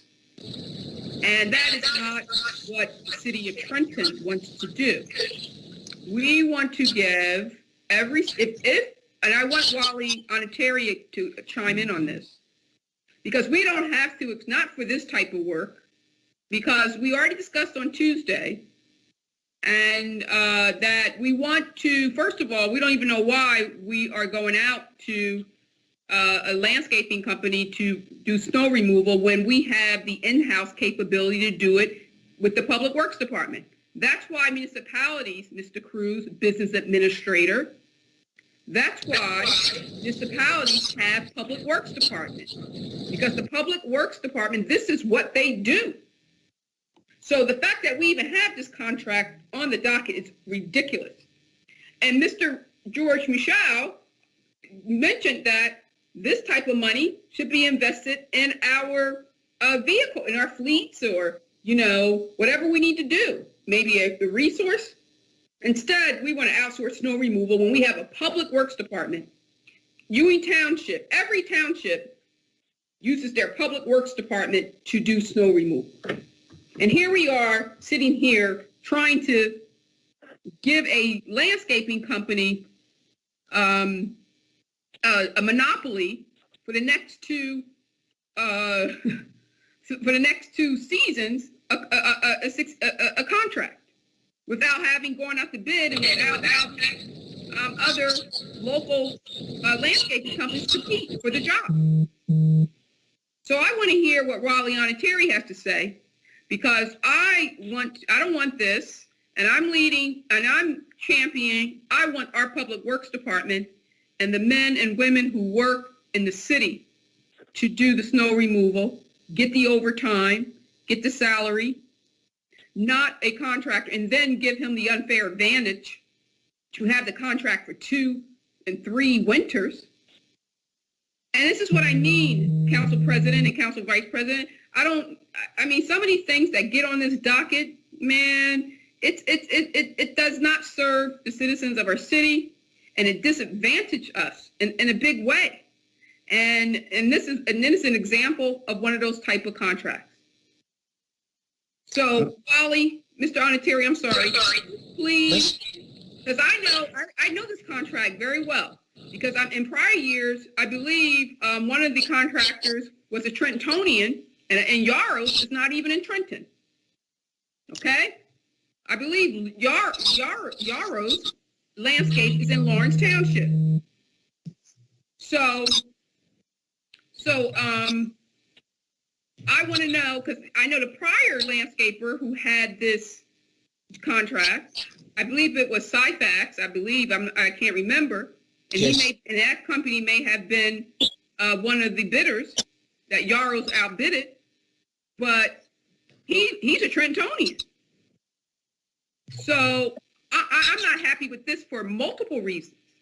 But number one is that we have this capability in-house. We have the equipment. That's what the Public Works Department, Mr. Cruz, business administrator, is for this purpose. And if Wally Oniteri comes to you with these type of contracts, then you should shut him down. So you should say, what's wrong with our public works equipment? Why don't we have A, B, C, and D? So Wally, what's going on here?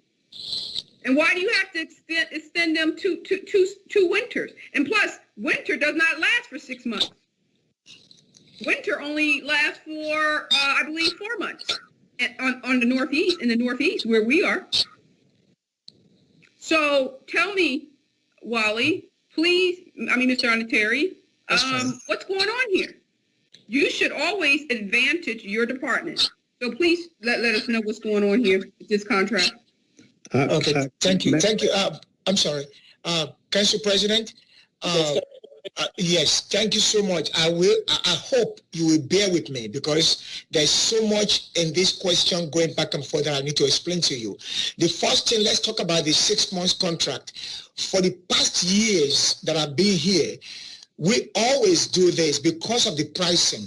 If we don't do this, if we bring this back out for bid next year, the price is going to definitely go up. Nothing stays the same. But once we lock them in, we are locked in with them. And when we talk about these 6 months, we only use them on as needed basis. So if we don't need them, for the past 2 years or so, we didn't use any of these people, and we have contract out there, but we never use the contract. So the money remains with us. So that is what that is. So the reason why we have the 6 months for extension is as our own time. We extend if we want to. If we are not satisfied with the job, we let them go. And another thing that the council vice president was trying to find out from me last time, we did put a bid out last year early, but the guy who won the contract does not have the equipment. When I was doing my investigation after he won the contract, I realized he doesn't have the equipment we need. So I had to cancel that and start all over again. That's why everything kind of went back late this way. And the second thing is equipment. Thank you, Councilman Vaughn. Councilwoman Vaughn, we don't have enough staff to do this job. If it was just us, we would have not been able to handle the last snow we had. It was just overwhelming. I work 24 hours, non-stop, but my staff cannot work 24 hours. The guys are sanitation. They pick up the garbage and they have to do snow. So some of them refuse to work more than 12 hours. They say they're tired, they have to go home. And I can understand that.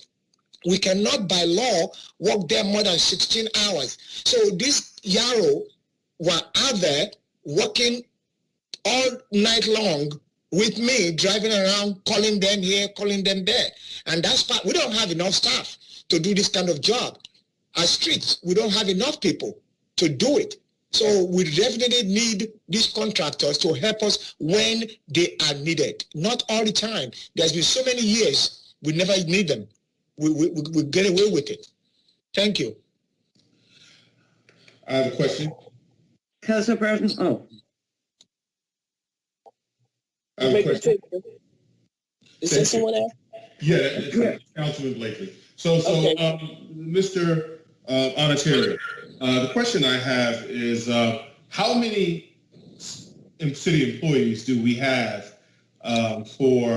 who plow snow? We have at street. Street is they are the main focus of snow. They prep the road. I have 6 drivers at street to do that snow. Even though we're trying to hire some of them because there's a lot of, the revolving door, people moving here and there. So we have 6. And I have to use some property maintenance guys who clean all the city properties. I have to have them move people around, and then sanitation guys when the snow is 4 inches and above. Then the sanitation guys have to get in. So let me ask you a question. To how many folks do you need in the city of Trenton to actually to plow Trenton without the use of contractors? How many actual people would you need? So I'm asking this question because I remember we asked the same question for Maria Richardson for the Parks Division, and she said that a city the size of Trenton should have, I think she said 60 or 70 employees in their Parks Division, and Trenton has 6 or 7. So I would like to know the similar ratio. How many do we have? You said it was 6 folks in the Streets Division. How many would we need in the city of Trenton, and we wouldn't have to use these kind of contractors? Thank you, Councilman. In order for us to, realistically, and I don't want to exaggerate or go out of reach, we need minimum of 15 drivers for us to do this job with equipment to go along with it. Because if we have these drivers, we don't have equipment, we're still not going to accomplish our goal. That way, I will be able to rotate these drivers because the law does not allow me, even if I have to be forceful with my staff, I cannot work them more than 16 hours in 24-hour period. So you need at a minimum 11 more people, right? 11 more people to do this job without. And so let's just say, hypothetically speaking, that if a person is coming in at $30,000 as a driver, and if you start adding their pension and their health care benefits and all of the extra costs associated with employment, you're talking about $100,000 a person in terms of what it would cost the city to hire a driver. That's correct. So it's $100,000 times 11 people. So that's $1.1 million that we would need to have in addition to what we already have. And so the question I have is, what do you think the reaction? So, and I want to be clear for people.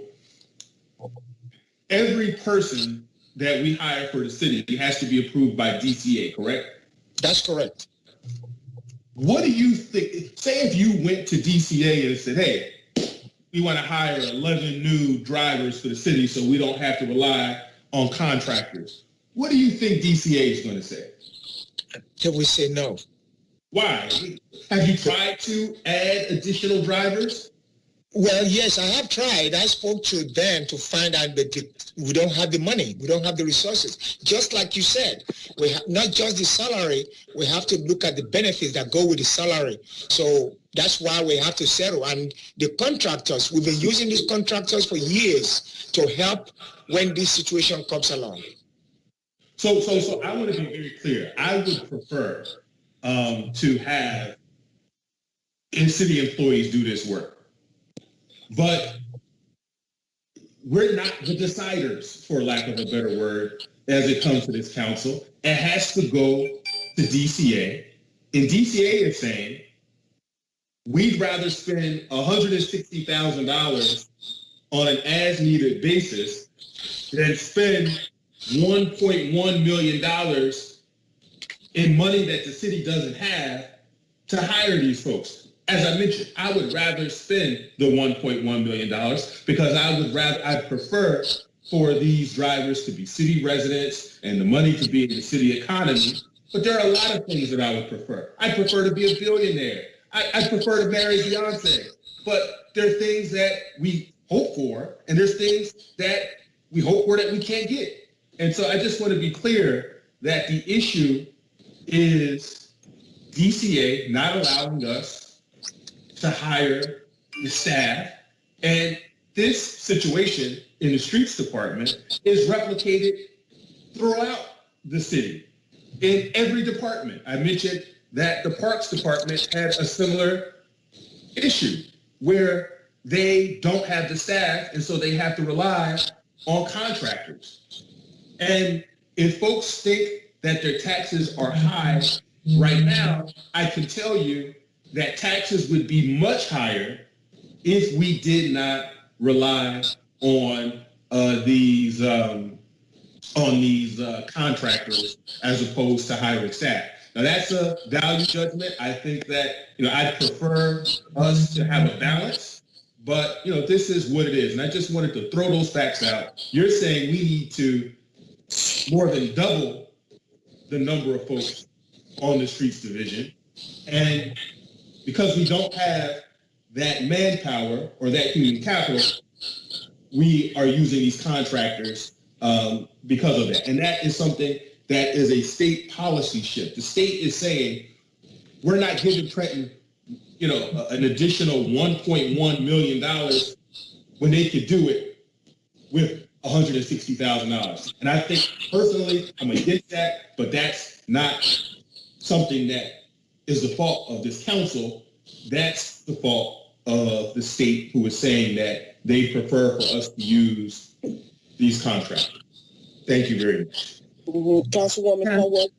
Yeah, yes. So this could be for Wally or Mr. Cruz, but I think that the legalities of how this is being processed.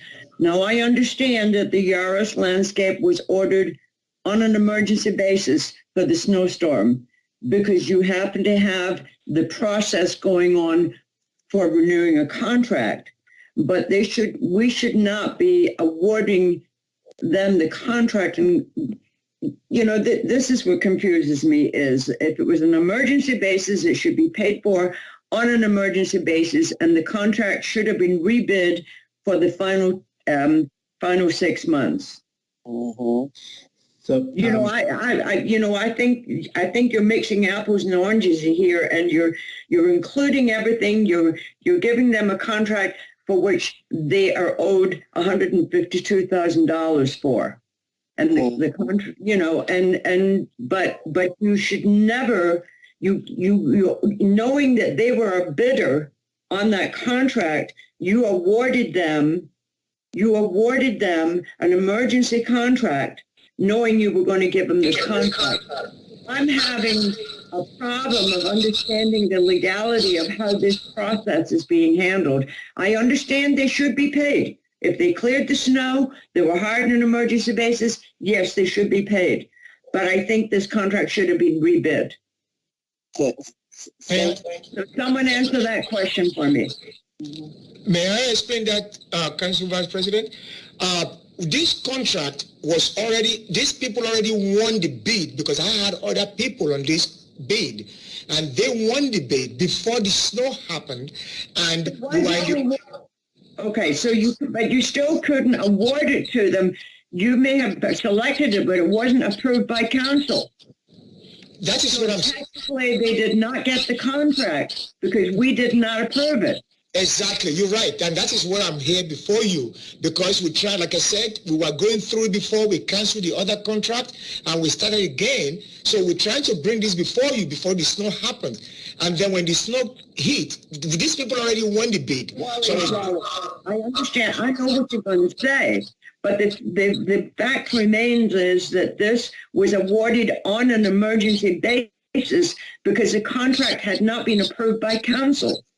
Exactly. So maybe the law department can explain to me how this is supposed to work in order for these people to get paid. Yeah. And to have this actual award modified just for the final 6 months. Madam President, this is Business Administrator again.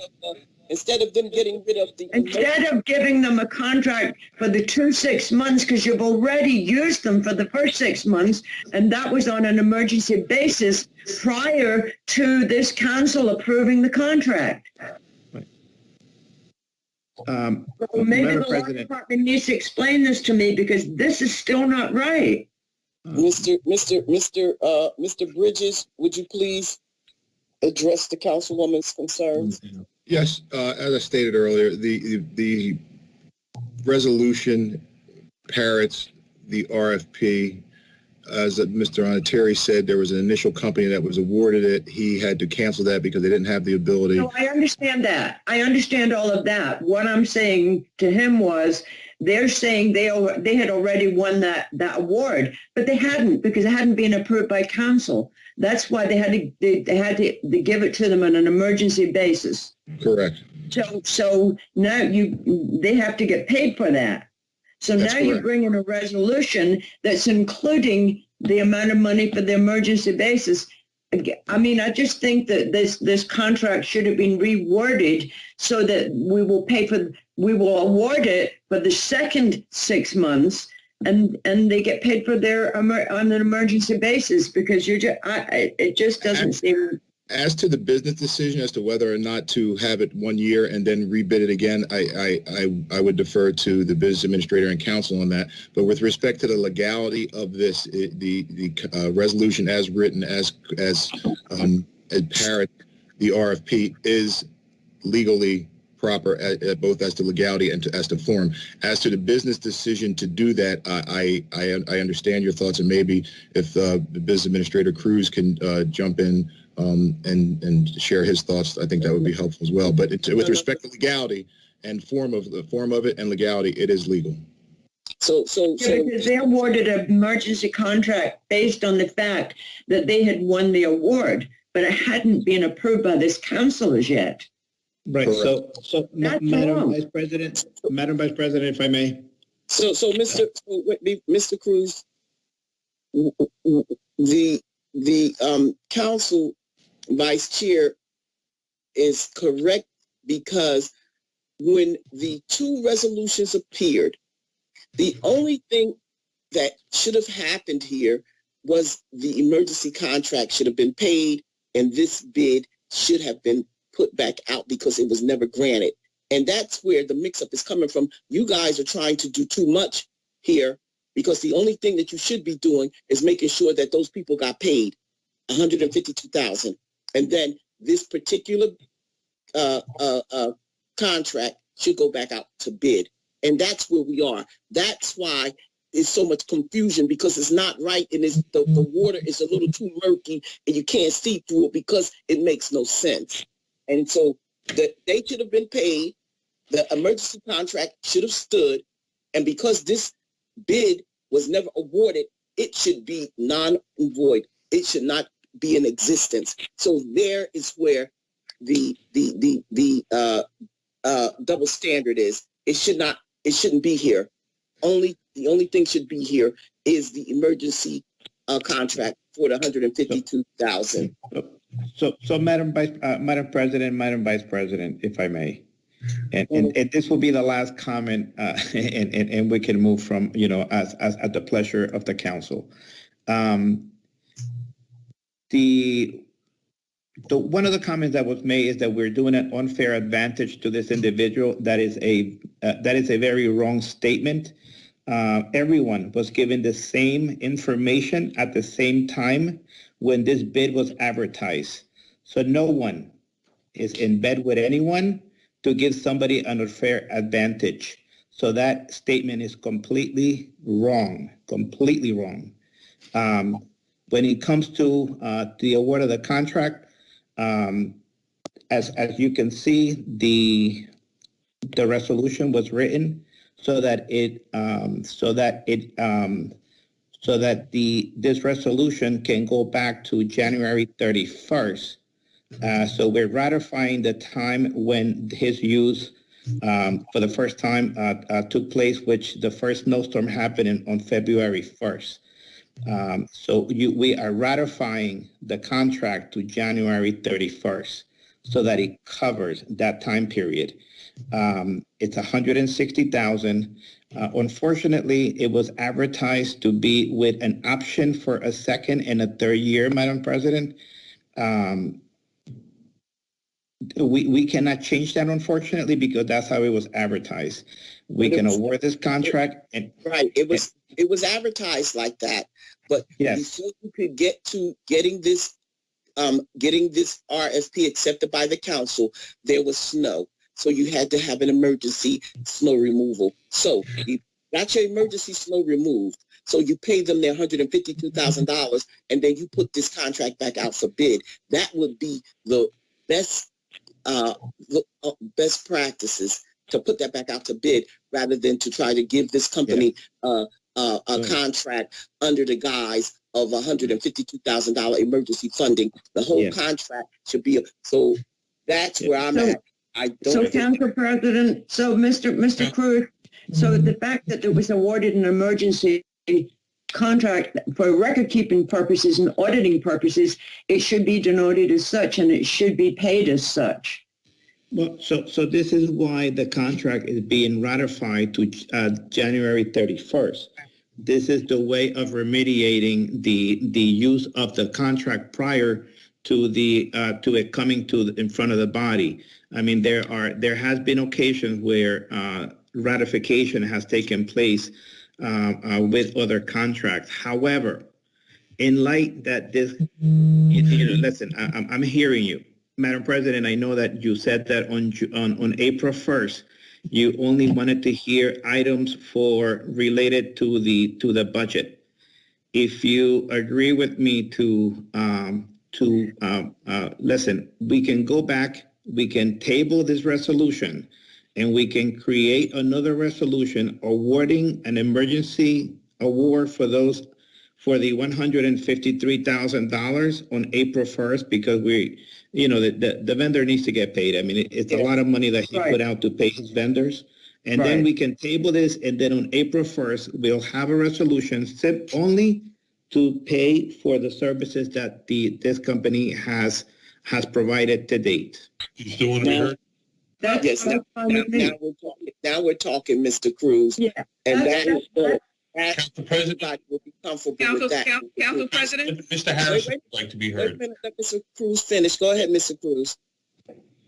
Yes. So if that is the wish of you, Madam President, and the council, I am willing to table the resolution, but the gentleman needs to be paid. Another statement that I want to make is simply because a company has a title that doesn't go with the action that needs to happen. So if this company has landscaping, the man can be can have a water business, and if he has the equipment to perform a service, the city cannot deny them that opportunity.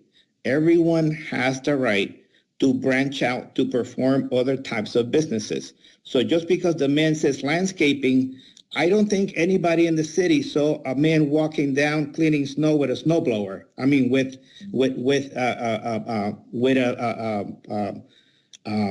do you call it? With a grass clipper going around. So that is a misconception.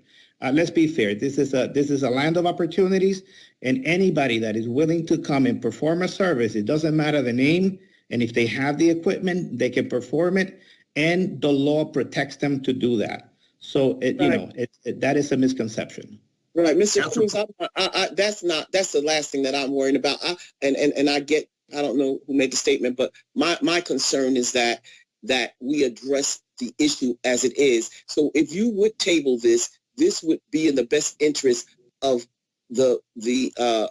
and transparency to pay them for the work that they did, get that on the docket, because remember, we are dedicating April the 1st to the budget, but we also said that 5 items plus the budget could come on. So get them paid under their emergency basis and then rebid that. And I think that is the transparency that we're looking for. Council President? And Madam President, I am not asking I will not ask for a amendment on the floor because it's too much to amend on the resolution. So that's why I am asking that we table it and then we bring it back on April 1st for with a new resolution just to take care of the emergency. That would be good. We appreciate that. Thank you. Mr. Collins, thank you. Can you please? Council President, I have a question for Bobby Unitary quickly. No. Councilwoman Walnut. Yes, I do. I have a question that I need to ask. For the floor before you, but Mr. Collins. I did ask for the floor. Table that, and then let Mr. Harrison, that has had his hand up to speak quite some time. Okay, I have a motion, Council President, is that a motion to table, or would you like Mr. Harrison to speak first? I would speak here. Mr. Harrison would like to speak first. Well, we're gonna table this because Mr. Cruz asked us to, so put that on the record first, Mr. Conlon. Yes, ma'am. I have a motion to table by Council President McBride. That vote must be heard. The motion to table is an interceding motion that has a superior right. Do I have a second to the motion to table? Why does Mr. Cruz just pull it? Yeah, he said he was pulling it. Yeah, well, then that's not tabling it. Then we don't have to vote on it. Exactly. Mr. Cruz said he was pulling it, Mr. Conlon. Mr. Cruz, are you polling this? Yes. Very good, sir. It is polled. We will now, Council President, would you like to hear from Mr. Harrison now? Yes, now let's hear from Councilman Harrison. Mr. Harrison, go, sir. Okay. First of all, Mr. Unitary stated we had 6 drivers, right? We needed a lot more drivers. We don't have the equipment, right? Mr. Unitary, are you on the phone? Are you still on here? Yes, I am. Good okay. You stated that sanitation guys would help, right? Yes. Right. But sanitation guys were dealing with the holidays and the double trash, correct? That's correct. Exactly. So the sanitation guys couldn't help because they were doing double the trash load. So they weren't able to help. So we only have 6 drivers. We don't have enough drivers, enough equipment. So you're going to have to do these contracts. You're trying to, by doing this contract, you're trying to save the city money. So say down the road, we do the same thing. The price might not be, this price. It could be a lot more, correct? That's exactly what I'm saying, yes. Exactly. See, I understand what you're saying, but I'm not sure I understand why my colleagues don't see that. If we had the staff, like Mr. Blakely said, and like everybody else said, if we have the staff and we have the equipment, we wouldn't have to be doing this. But we don't have the staff, and we don't have the equipment. And the DCA is not going to allow us to do that. So we got to come back to reality and see that it's not going to happen. We don't have the equipment, and we don't have the staffing. So I'm not sure why we're running around. You're going after Mr. Unitary here and everybody else. At the end of the day, we only have 6 drivers. And those guys were out there working hard with the Yaris landscaping guys because I've seen them out there working hard. So at the end of the day, we have to realize that 6 guys, it's not possible, no way possible, that they're going to be able to clean all the city streets. Only possible. Now, if anybody thinks that's possible, you're kidding yourself. Not possible. Well, how many drivers did you say, Mr. Unitary? Did you say 15? Yes. Yeah, so we got 6. We need 15. DCA is not going to give us the more that we need. So at the end of the day, we have to listen to Mr. Unitary. He does the job, but I'm not sure why we're not listening to what he's saying. He doesn't have the bodies, and he doesn't have the equipment, right? Mr. Unitary, you need the equipment too, right? Correct? Yes, we do. Exactly. So that's what we need to worry about too. We need to worry about the equipment. So if we had the bodies and we don't got the equipment, you still can't get the job done. There you go. It's pretty easy here because Mr. Unitary is trying to lay this out, and I'm not sure why people are attacking a landscaping. Hey, if a guy's a landscaper and he's good at moving snow, then guess what? He's a landscaper / snow removal. And thank you for his service to our great city. Thank you, Mr. Unitary. Can I jump in here? Council President, I just have one question. Yes, go right ahead, and then we'll move on. Yeah, one question. Well, Mr. Onateri, can you tell me, I see that the emergency contract says not to exceed $150,000. What is the invoice? How much did they actually invoice the city for? Not the whole 152, right? Yes, that is what it is. That's what he did.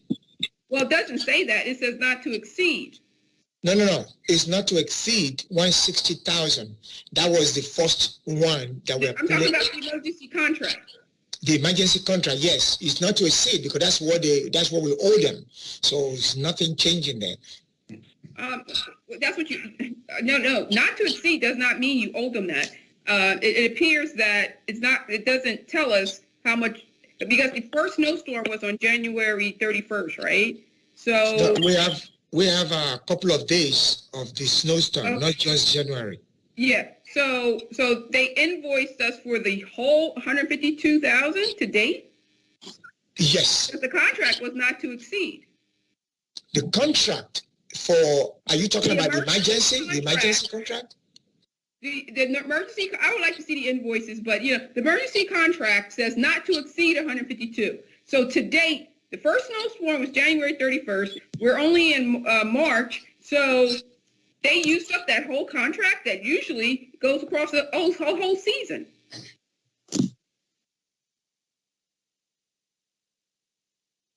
Right? I'm trying. 150,000 you're awarding for a whole winter season, but yet these folks used it up for, I think we only had 3 snowstorms. Actually, you have six ones that they came out to help us with. 6. January 31st, February 1st, February 2nd, February 7th, February 18th, and February 19th. That they came out, we had to call them. So 100, but okay, so they exceeded, they spent down all that whole contract. So it looks like 160,000 is not going to be enough. Well, I'm like the council president said, we hope no more snow, then we'll be in good shape. No, yes. that's not money. That's not managing. Okay. I'm just saying you said exceed here. Again, the language is not correct. So I was thinking that we owed them less. So they spent down the whole contract in the winter for all intents and purposes, not even over yet.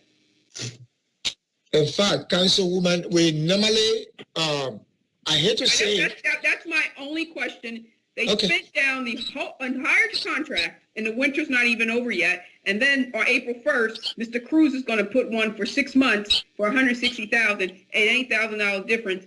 It appears to me that it doesn't reconcile. I will be voting no for the emergency contract, and I will be voting no for the contract that's going to come to us on April 1st, because you can't come to council with stuff so incorrect, and people don't get paid before they start working for the city before it even come to council. And this is not what emergency contracts are for. We're trying to correct an error that should not even be, it should have never occurred, and we certainly should not be using the emergency contract process to do it. And I don't believe that the work that this company did was valued, that they drew down at $152,000 already for 3 snowstorms. That maybe the duration was over 6 days or so, but certainly it was not 6 snowstorms this year. It was not 6 snowstorms this year, Mr. Onateri. Madam Councilwoman, we say that is the thing. When we do snow, it's not just the day you see. I don't know. My other council members are going to do. I'm voting no, but can you still send me the invoices that Yaros billed you? Okay. Thank you. Can we move on? Send her the invoices. Can we move on, Mr. Collin? Mr. Michelle wanted to be heard, ma'am. Did you want to Mr. Michelle? Go right ahead, Councilman Michelle. Yes. In regards to this, yes, we only have 6 men in the street department with CDLs. However, if you went out and bought smaller equipment, 350 Fords, and you put a plow on them, you'd be able to get through. Even though we didn't have the manpower, you would have people with driver's license. They don't need a CDL to drive these vehicles. We're wasting the money hiring this firm out, paying all that money out when our city employees can be making that. They don't have CDLs, but they can drive a vehicle. They do have driver's license. And I seen the vehicle they put the brine out with. It's a disgrace. A disgrace. A hose would put more brine out on the street than this vehicle driving around with a City of Trenton logo on it. It's a total disgrace. We should buy a vehicle that fits the service out there when it snows. And that $300,000 we're spending, I didn't see a plow in the South Ward, but my plow went out there. I didn't see none of that landscaping plows or anything out there. Broad Street wasn't plowed in the middle. So we're spending money. Let our workers go to work. They have driver's license, not a CDL. You don't need that to drive a 350 Ford with a spreader on the back and a plow. And put 4 or 5 of them out there, or possibly 6 with that money.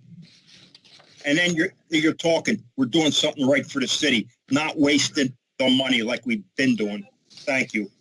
Thank you. Mr. Collins, may we continue? Yes, ma'am. The next resolution on the docket is Resolution 21-100.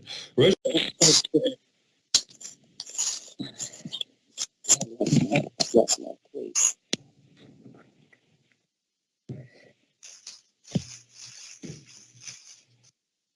So, okay. I had lost my place. So I have a motion for Resolution 21-100. So moved. Mr. Conlon, you still have the old resolution on the screen. Yes, ma'am. It's actually the bid from the last project. And this should be for Spinelli right here. Thank you, ma'am. I have a motion by Council Vice President Caldwell-Wilson. Do I have a second? Second. I have a second by Mr. Harrison. Floor is open. I just wanted to ask, is this money being drawn down off of the bonds that we approved? Council President, if I may answer that? Yes. Council President, yes, my apologies.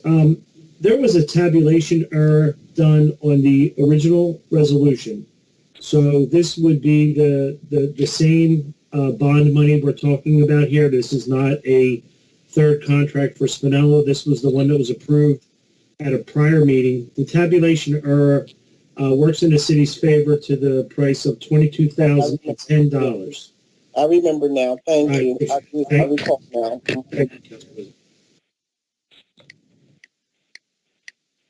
Are there any other council members who wish to be heard? Yes, you may continue with the vote. Yes, ma'am. I have an introduction by Council Vice President Caldwell-Wilson, a second by Mr. Harrison. This is Resolution 21-100. Resolution authorizing an amendment to Resolution 21-040 awarded to Spinelli Companies for lead service line replacement Phase 2B, Hamilton Township, for approximately 1,200 addresses in an amount not to exceed $8,440,300 to the bid 2020-82. I'll now call the roll. Mr. Blakely. Yes. Ms. Caldwell-Wilson. Yes. Mr. Harrison. Yes. Mr. Michelle. Yes. Mr. Rodriguez. Yes. Ms. Vaughn. Yes. Mr. Council President McBride. No. So ordered. The resolution passes by a vote of 6-1. Council President, that is the end of the docket. Did you want to go to public portion prior to returning to executive session? Okay. We could go to the public portion, and then we'll go to the executive session. Yes, ma'am. Ladies and gentlemen, prior to going back to executive session, Trenton City's Council is going to open up the public portion.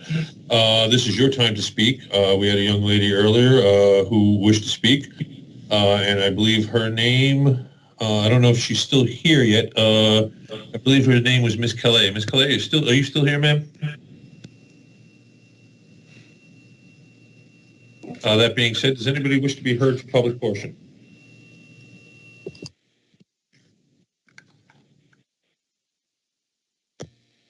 Second call for public portion. If you'd like to be heard, you can unmute your telephone by dialing *6, or you can look for the microphone icon on Microsoft Teams if you're on a smartphone or a device. This is the second call. Does anybody wish to be heard for public portions for tonight's meeting? I would like to speak. Ms. Deal? Yes. Please state your name for the record. Council President Kathy Deal. Yes, Kathy Deal at 19 Greenwood Avenue.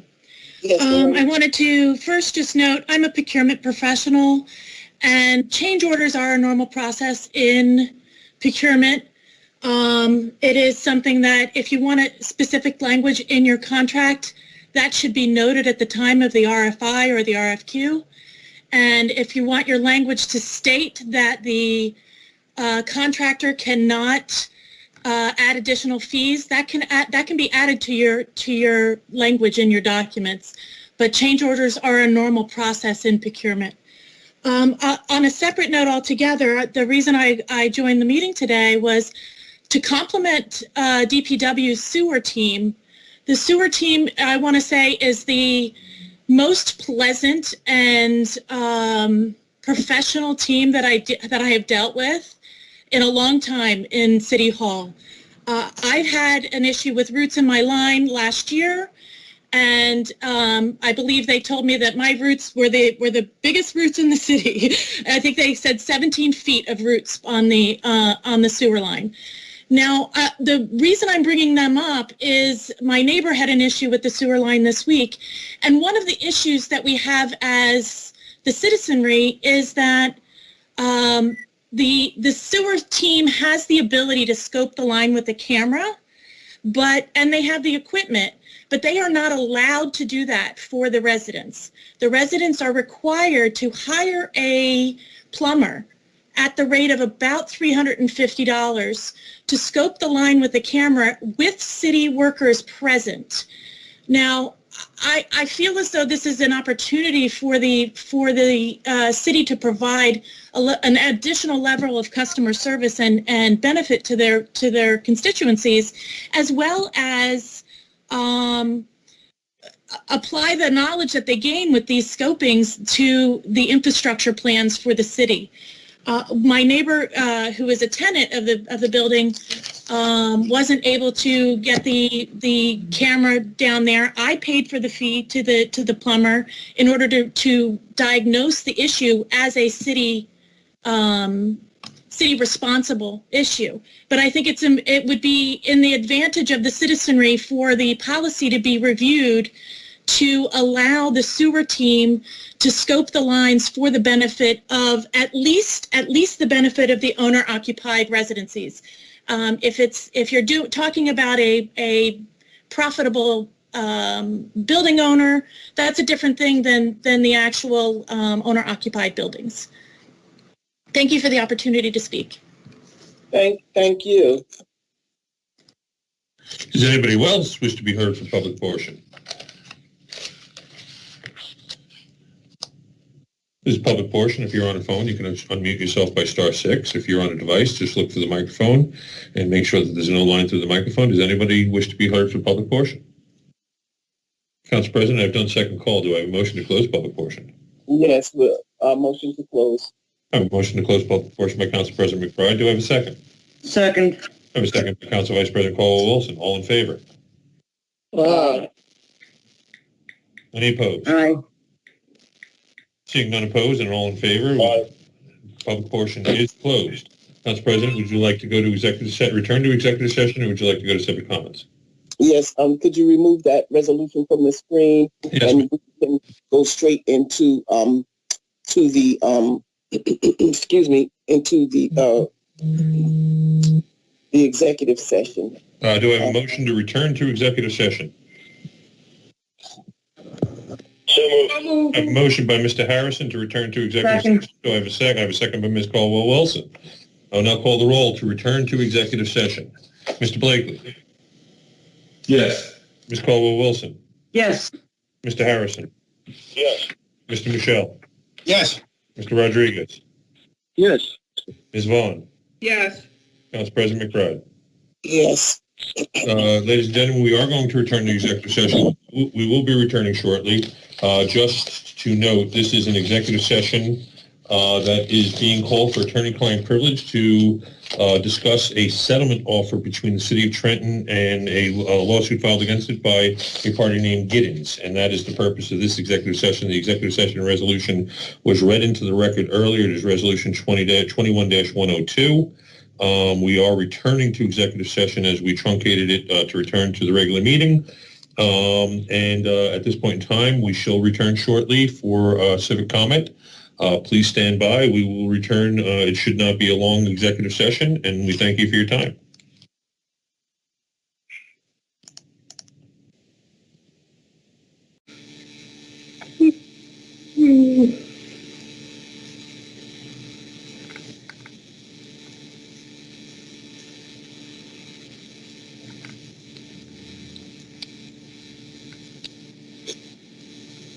Is everyone here, Mr. Conlon?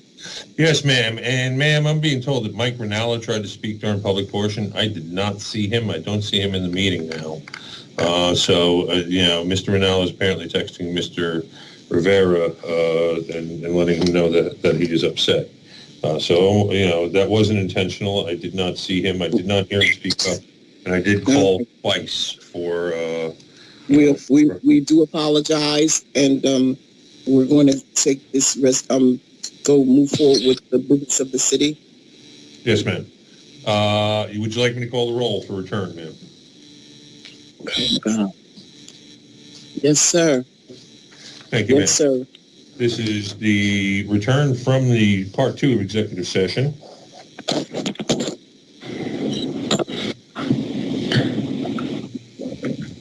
I'll now call the roll. Mr. Blakely. Present. Mr. Colwell-Wilson. Present. Mr. Harrison. Present. Mr. Michelle. Present. Mr. Rodriguez. Mr. Rodriguez, I see you here, sir. *6 to unmute yourself.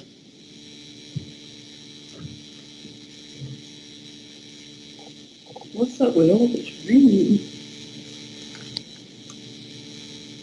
This is just too much trouble for this line.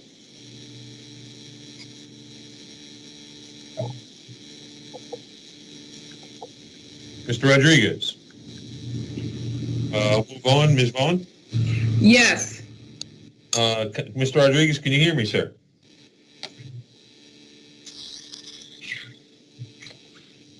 Council President McBride. Yes. Mr. Rodriguez is apparently having a technical difficulty. I see him here. Mr. Rodriguez, when you, if you can exit the meeting and return.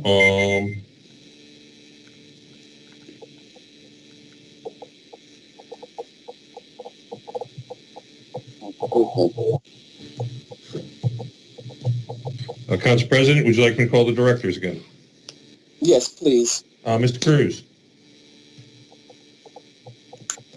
Present. Mr. Cherry. Present. Mr. Bridges. Present. Sally Samuel, Ms. Dorazak. Director Coley. Present. Chief Mazio. Present.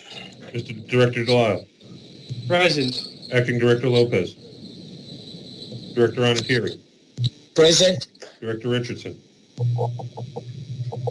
Director Lavenberg. Mr. Zelinski.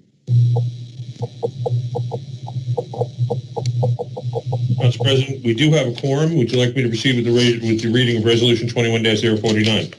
Yes, please. This is the roll call for Resolution 21-049, a resolution authorizing the acceptance of civil settlement in the matter of Ravina L. Giddens versus the City of Trenton in an amount of $15,000. Do I have a motion? I have a motion by Mr. Harrison. Second. I have a second by Council Vice President Colwell-Wilson. The floor is open. Council President, would you like me to proceed to the vote? Yes. Ms. Blakely. Yes. Ms. Colwell-Wilson. Yes. Mr. Harrison. Yes. Mr. Michelle. Yes. Mr. Rodriguez, have you returned to us, sir? Ms. Vaughn. Yes. Council President McBride. Yes. So order 21-049 is approved. Did we find out what was wrong with Mr. Councilman Harrison's phone? Yeah, Mr. Harrison thinks that when he dropped his phone, the phone was damaged, and that's why we're going to bring it in tomorrow. We're going to have it checked out. I do not know what the issue with Mr. Rodriguez is, but I do know that Mr. Rodriguez's equipment has arrived to the city, as well as Ms. Colwell-Wilson's and your equipment, so that's going to be dispersed before the budget hearing. I've actually asked that to be tested on Monday and be dispersed to the remaining council members by Wednesday. So they are going to take care of that. That being said, Council President, we do have civic comment left. Yes. Excuse me, Councilman Blakely. Yes. Civic comment. No comment. Enjoy your night, everyone. Thank you, sir. Thank you, sir. Councilwoman Caldwell-Wilson. No comment. Councilman Harrison.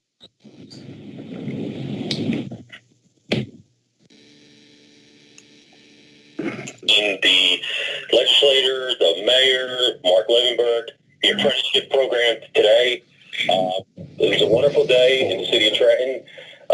It's promoting training for people who can apply for water treatment or a distribution operator. It's a partnership between Assemblywoman Anthony Borelli, Assemblywoman Verlena Reynolds-Jackson, the mayor, Mark Levenberg, Mercer County College, and the fine workers at Trenton Waterworks. Like I said, at the end of the day, it's about promoting jobs for our people. Like we've all talked about this. This is a training. It's a wonderful thing by Director Levenberg. Thank you so much. And like I said, this is a wonderful day in the city of Trenton. It's promoting jobs and it's promoting our hardworking workers at Trenton Waterworks. So I would like to say thank you to everybody involved. All of you guys were wonderful. So thank you so much. Thank you. Councilman Michelle. Nothing at this time. Thank you tonight. Council President, I have Mr. Rodriguez on the phone. If you want to go to Mr. Rodriguez's comments. Yes, I'm at Mr. Rodriguez right now. Yes, ma'am. Mr. Rodriguez, you are on speakerphone. Mr. Rodriguez has no comments, ma'am. I want to ask Councilman Rodriguez, was it our system or is it your equipment, Councilman? It's the city phone, but somehow it's not working. I hear them in the city. Oh, we can't hear you. Okay. Yes, ma'am, and I'll check the connections on the phones. Once again, Mr. Rodriguez will have his equipment for meetings this coming week. All right. Councilwoman Vaughn. Thank you, sir. Yes, I have just something quick to discuss. We had a situation in the West Ward with illegal dumping, Niagara Alley. And of course, I know this happens all across the city. I believe that the alley, it was reported that it wasn't cleaned in a while from the NIA group due to the COVID pandemic. But nonetheless, the Public Works Department did clean it up. But, subsequently, like the very next day after the cleanup, a dumper got back there and dumped more tires. And it was via a resident's camera that they were able to, identify the culprit. But, and to that end, I wanted to ask a question to the business administrator, Adam Cruz, about the cameras, and also the police director as well, if she's still on the line, and if Mr. Onateri is still on the line, because we've been talking about illegal dumping for quite some time, since I came on council, and all sorts of strategies have been put forward, all sorts of strategies and recommendations have been put forward as to how we can address the issue, at least control it. And one of the big items one of the recommendations was to put surveillance cameras in these alleyways and in these high-risk areas where dumpers target, right? So where are we with these cameras? Are the cameras in the alleyways? And also the other remedy was to put, barriers around certain areas so that the trucks cannot get through to do the dumping. So, of course, nice aesthetic barriers, the big giant planters that you see in front of office buildings. Are we doing that, Mr. Oniteri, police director? Can each one of those individuals speak on where we are with getting cameras in the alleyways, some type of surveillance in the alleyways to monitor this activity? I'll start with the police director. Can you give us the status of where we are?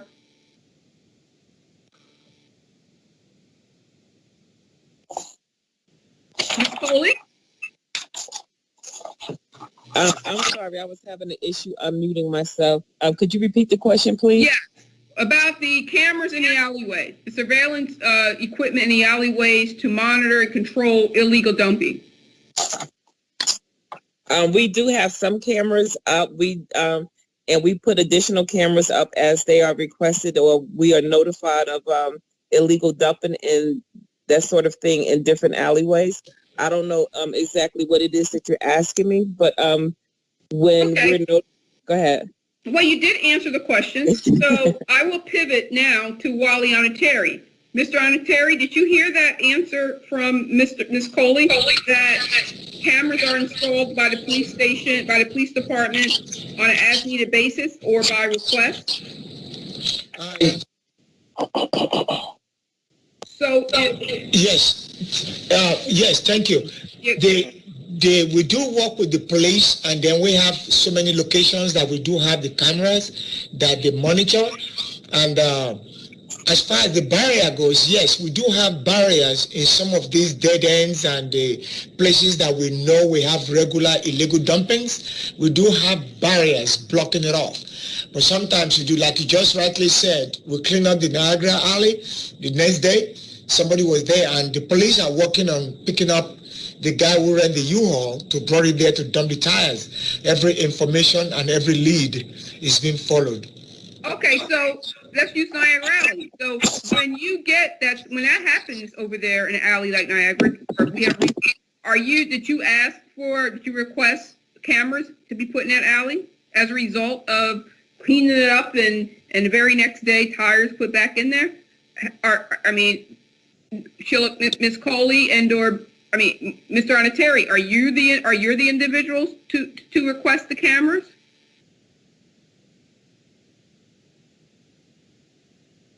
Mr. Oniteri?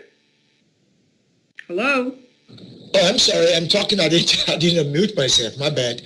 I do reach out to the police if I need camera in some alleyways or in some places, and residents do approach Public Works for the cameras, and we do try the best thing to do to put it there to monitor it. And sometimes we move the cameras around because we cannot just permanent cameras in places, because these illegal dumpers, once they see the camera there, they know to move somewhere else.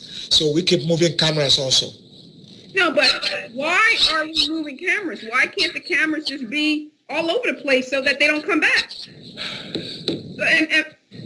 Do I have to request a camera over at Niagara Alley? Why is it that we have to wait for it to be requested?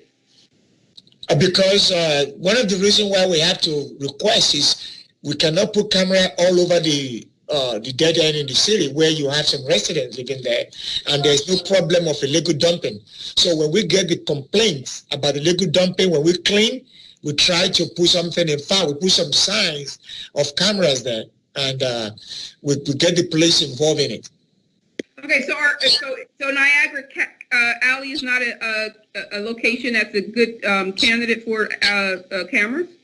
Of course, it is. I will talk to them and find out if we have any camera on hand right now and see if we can install one there.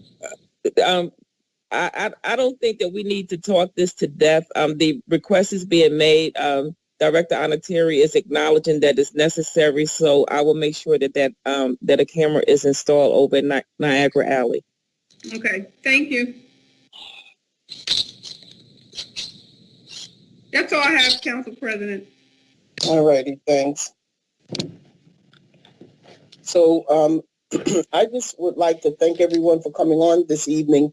And I wanted to give a big a shout out to the Assemblywoman Shirley Turner and for the Office of Legislative Services and to our Assemblywoman.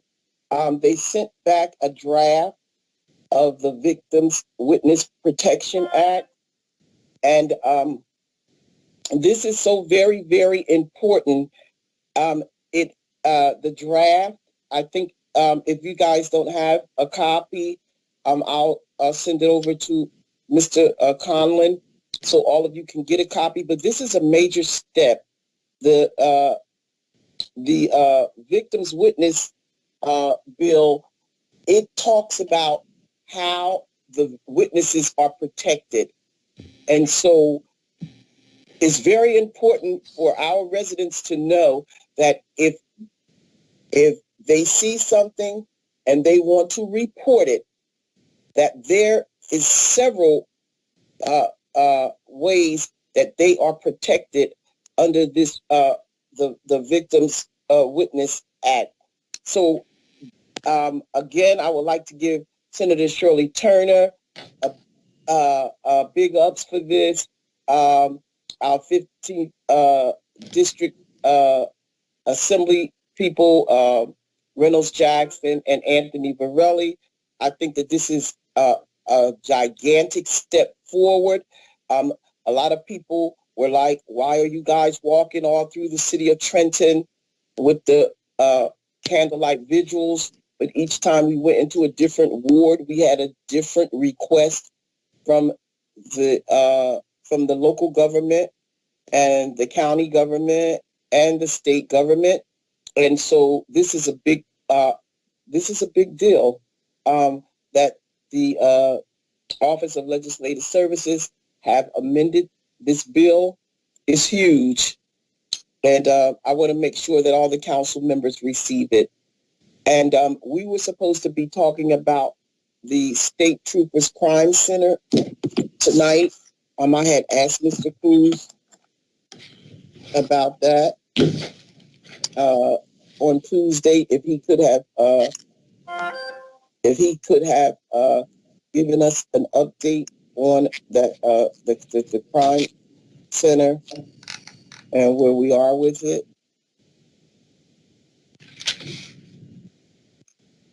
Madam President, this is Colin Cherry. I think yes. Adam is having some technical difficulties. I don't know if he's stabilized his connection, but he was having some internet issues earlier. Right. So I just had asked if you guys could give us an update on this crime center. Where are we at with that? The Lieutenant Governor had stated that it would be up and running in February, and so I just need to know where we are. Madam President, if you can hear me, I apologize. My internet keeps breaking up. I have spoken with Director Coley earlier, and she's ready to provide you an update. Okay, great. Good evening, Madam President. Where we are with the Real-Time Crime Center is that they anticipate that we will have a soft opening by the end of this month. Some of the equipment is in, the furniture is in the building. Our personnel has been trained on all of the various systems and given the appropriate shifts that they will be working. As you know, it will be a 24-hour operation. So what that means is that we will physically have someone that's actually monitoring our cameras throughout the city. We are trying to partner with the prosecutor's office to bring a more sophisticated camera system to the city in terms of grant money, funding from the prosecutor's office, and funding from Trenton to add to the Real-Time Crime Center. So again, we're anticipating a soft opening by the end of this month is what I'm being told. And we're getting to the end of the project. So we meet with DCA, Trenton Police, the prosecutor's office, and state police. We have a meeting every Friday morning at 11:30, and they're constantly, state police, are the project managers of this. So they give us updates as to how the money has been spent, where we are in terms of the actual budget, and what the next steps are. So that happens every Friday, and that's where we are right now.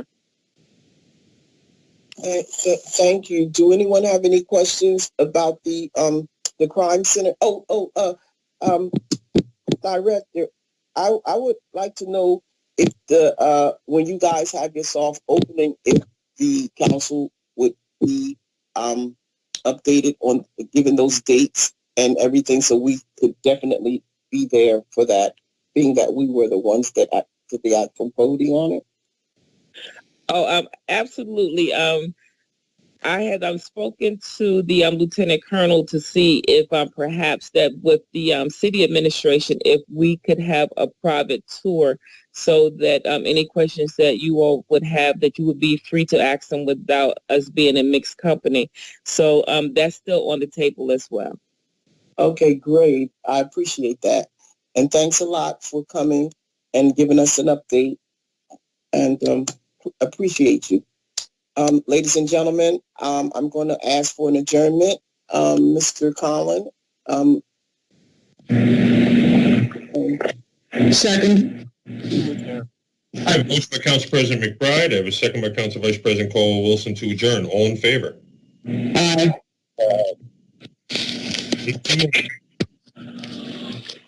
Thank you.